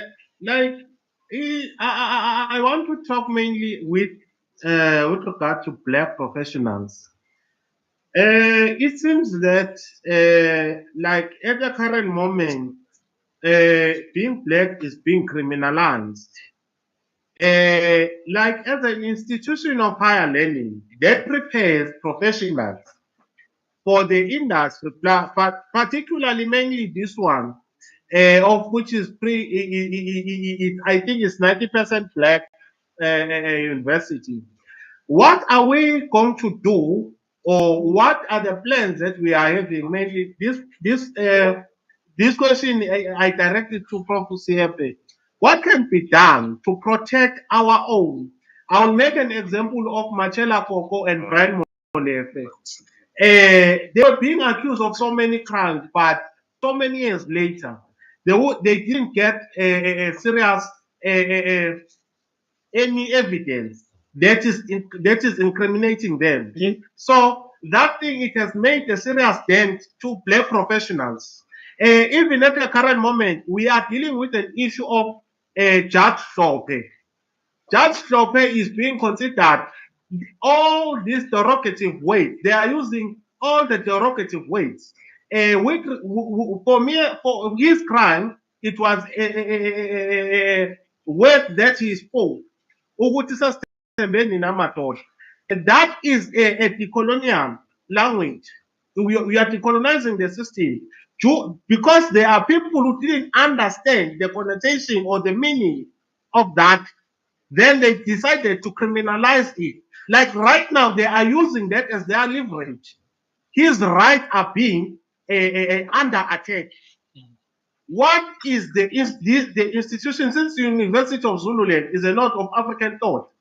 How is the university going to protect the professionals, like the likes of Dr. Shope, like the likes of Brian Molefe, like the likes of Machela Koko? Thank you. Thank you very We are much. not criminals. Thank you very much, Mr. Kubeka. Very valid points and questions, which I am sure Professor Siepe is very able to respond to in the way he sees fit. Prof. Siepe, the podium is yours.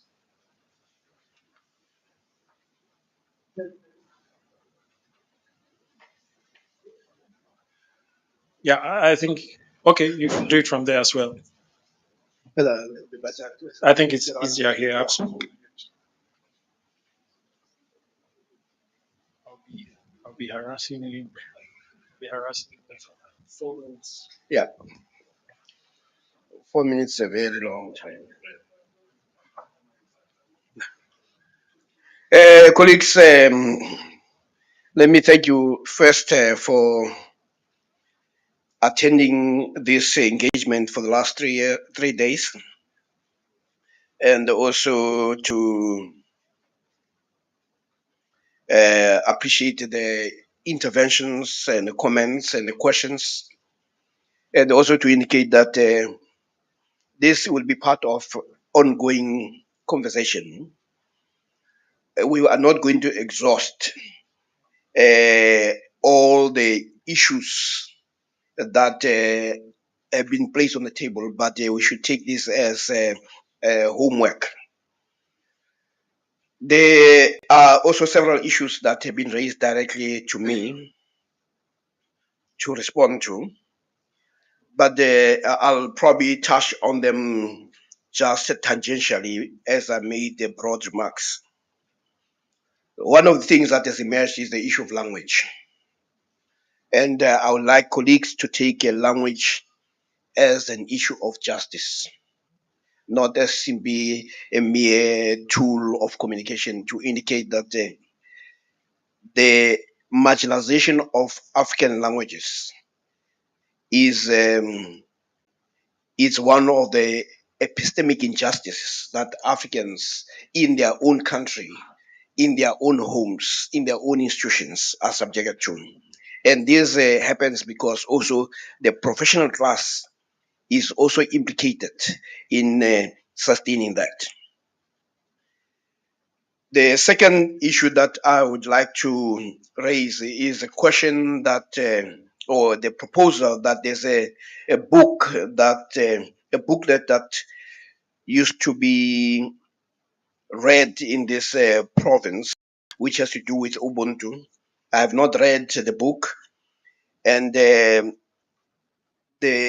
when the matter was raised, I don't know whether it was Dr. Mbata, is the whole notion that we need to also have the intellectual humility to appreciate work that can empower us, irrespective of where it comes from.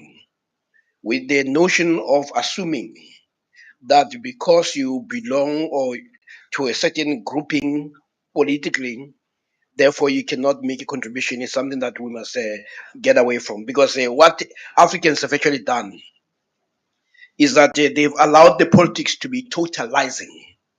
That if you are a member of a particular party, then others should actually take you as a person they cannot converse with. We should allow the pluralism of ideologies that exist within us because that reflects the richness of who we are. So we must not undermine that. And the first thing is to make sure that we are alive to the notion that intellectual arrogance is not going to take us anywhere. The third issue is really questions that are being raised that I will not be able to respond to right now, but they all point down to what Paul Ferrer says, that we need to make the political more pedagogical and the pedagogical more, we must make the political more pedagogical and the pedagogical more political. And I will say it's also about making the intellectual political and the political more intellectual, where we ask intellectual questions about what happens in the political space. Because if we don't do that, then we're going to find ourselves being concerned about what appears to be a total onslaught on black professionals. Then there is an issue that has also been raised about a node for African thought in terms of the physical. It is something that we've been grappling with, which we have not really. What my thinking that of what should happen is that we need to start thinking beyond brick and mortar. We need to start thinking of the Node for African Thought as a magnet for scholars, African scholars committed to the decolonial project wherever they are. What would happen is to create a small critical mass and office that will be more of a clearinghouse. But the posture that has been taken by the university of making this a note for African thought is also a correct one because it's about institutionalizing the idea rather than to have a office in a corner. But that office may still be necessary, but it should operate from the position and of the vice chancellor as a person who will then be expected to ensure that there are enough resources to drive the process because it is also part of the strategic objective and goal of the university. And there is also the question of where are the students?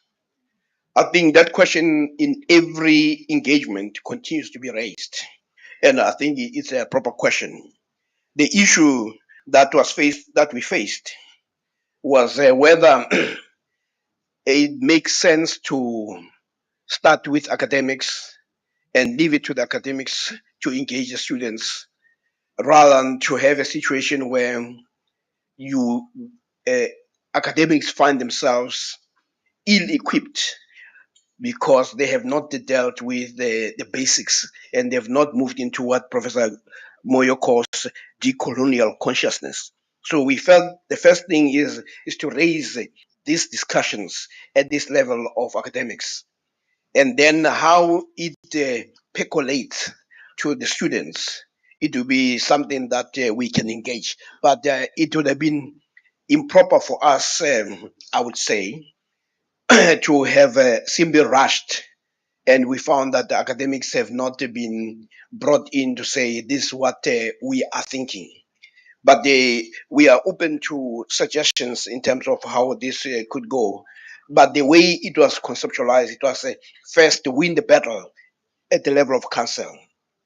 From council, council will have to make sure that there are resources enough, and it goes to the vice chancellor, and the vice chancellor uses her office to make sure that this is embraced at the level of executive management and the deans, and thereafter it goes to the faculty. So that was the thinking.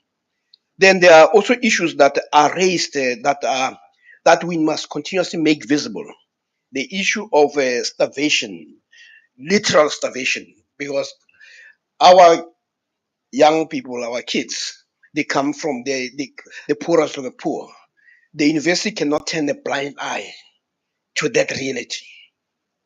And so we need to make that very open. And actually, I've had, when I was here, I engaged with a number of students who were very bright. Actually, one of them who has not spoken to me, yes, he finishes the LLM, I think, is one student who, when he went for a competition on leadership, he went to the host was Wits University, and he said, even as a student of UniZulu doing LLB, he felt as surrounded by kids from the moderacy schools, and he was just on the verge of not availing himself. And even the attitude of those kids, when he told them that he's from University of Zululand, they just looked like, oh man, what are you doing here? Like he's not gonna do well. And when we got the report from the U.S. embassy, they said that that was the best student that they had because the student had content. And he went to the U.S., spent 6 weeks there, and I remember that the vice chancellor had to take money from her pocket to make sure that the student has clothes, that the student has a bag. Otherwise, the student would have done what one of the professors, whose name I'm not going to mention here, who, when I traveled with him, he was carrying plastics, and we had to tell him to no, this is embarrassing, get it back, you know. But this student had to be assisted, and he did. And what was amazing, when he was there for 6 weeks, every day he was writing a report, and he came back. And now here's a sad thing that happened to him. He applied for the scholarship to study in the US. And it was December, and he went home. When he got home, he didn't have access to email. And when he came back here, he found the letter that he has been accepted. But because he did not respond. So I tried to intervene with the US Embassy. They said, no, the way it works is that there are many people who are involved. So once there's a closing date and he has not responded, he left to apply. But that is the reality of our students. So we need to make these things visible so that we serve our students. When they look at us, they should see people who act in loco parentis. Otherwise, we'll be failing them. The issue of, and the most important thing is, we're trying to create a critical mass of decolonial scholars here. The people that internationally people will look to say, if you want to, the best space where you can think, where you can publish, you go to the Note for African Thought. That is what we're trying to create. We are not getting into other people as passengers. We are creating a bus of our own. And that's very important. We are saying we can. But that also brings a responsibility to us, because the only time that the university gets covered in the media space, it is not because of the ideas it generates. It is because there's a building that has been burned. So we need to intervene at the level of our classroom. I was talking to Professor Nchangaze of physics, and he was very sure that a physics student at the UniZulu will not participate in the destruction of any property because they know the cost, they know the value, they appreciate. But I was saying it is not only that. It is the daily interventions that you have with the students. Make the students feel valued, and the students will not destroy property. So sometimes the crisis we have in the black universities is an intellectual crisis. And we must make sure that when the students come here, they should know that they come not to an enemy territory. They come to a space where they can grow. So all I'm saying is that we must listen to our students. And the last thing that I would like to say is that the issue of attacks on professionals, black professionals, who are under constant attack, it will require brave scholars to raise that issue. It will not stop on its own, and moaning about it will not. And I'm going to be writing an article which will be published. Fortunately, I've reached a stage in my life that anything that I write gets published. So, which will be dealing with that other issue. But what would be nice is to have a conference that looks at the crisis, the dilemma, and the trauma of black intellectuals and bring a lot of scholars. Because what black scholars are facing here, it's also a universal phenomenon. And there's also another issue that when you have to write, you are always torn between pleasing the master and writing about the issues that are relevant to your own community and relevant to your own personhood. So that trauma of that expresses itself in terms of schizophrenia is something that we need to address. And it will also assist in addressing what W. Du Bois called the double consciousness, where people like me, when I'm in some circles, they look at me and there's always that unasked question that Du Bois talks about. But you can see they don't know how to put it politely. So how does it feel to be a problem? But all I'm simply saying, let us be problems. And it is only when we problematize ourselves that we'll be able to reach to the next level of consciousness and create a language of possibility. Create a language of possibility where we can say, we can. Please, let's make it a strong round of applause for our facilitator, Professor Sipho Siepe. We say thank you, sir. Okay, this is a pre-order book that's authored by the VZ, Creating an Authentic African University. Ms. Mangai will guide us when and how to get copies. Let's, if you don't mind, I want another round of applause for those who have helped make this happen, principally Ms. Lungelo Mangai from the Office of the Vice Chancellor. I'm not going to mention all the names. I'm going to say thank you to the HODs, the deputy deans, the deans, the directors who have been with us. But I'll crave your indulgence and all those who have intervened. I'll crave your indulgence. I'm sorry I don't have the name of the gentleman at the back. Sir, can I have your name, sir, please? I should have asked you privately. Yes, sir. Yes, you. Yes. Stephen. We want to thank Stephen. We want to thank Mr. James Twala. We want to thank Ms. Nomvelo Kulu, Mr. Samkelo Sokela, Ms. Pamela Kraba, Mr. Meli Gwebu, Mr. Smiso Magubane, Ms. Naledi Hlekane, Mr. Jabulani Undlovu. I want to also thank, there's one person, Mr. Simpiwe Mazibuko. These are colleagues from ICT and CMD who adds the glamour to everything we do. We appreciate your work. We thank you. And with the kind permission of the Dean and University Leadership and our guest speaker, it's my pleasure to announce to us that we've come to the end of this very fantastic workshop. Thank you very much, colleagues. Thank you. Thank you. Thank you for thanking me.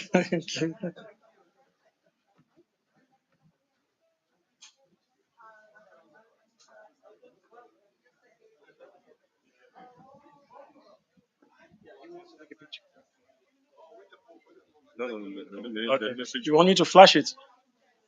No. Lunch is served downstairs, the messenger. Yeah. Lunch is served. It's compulsory.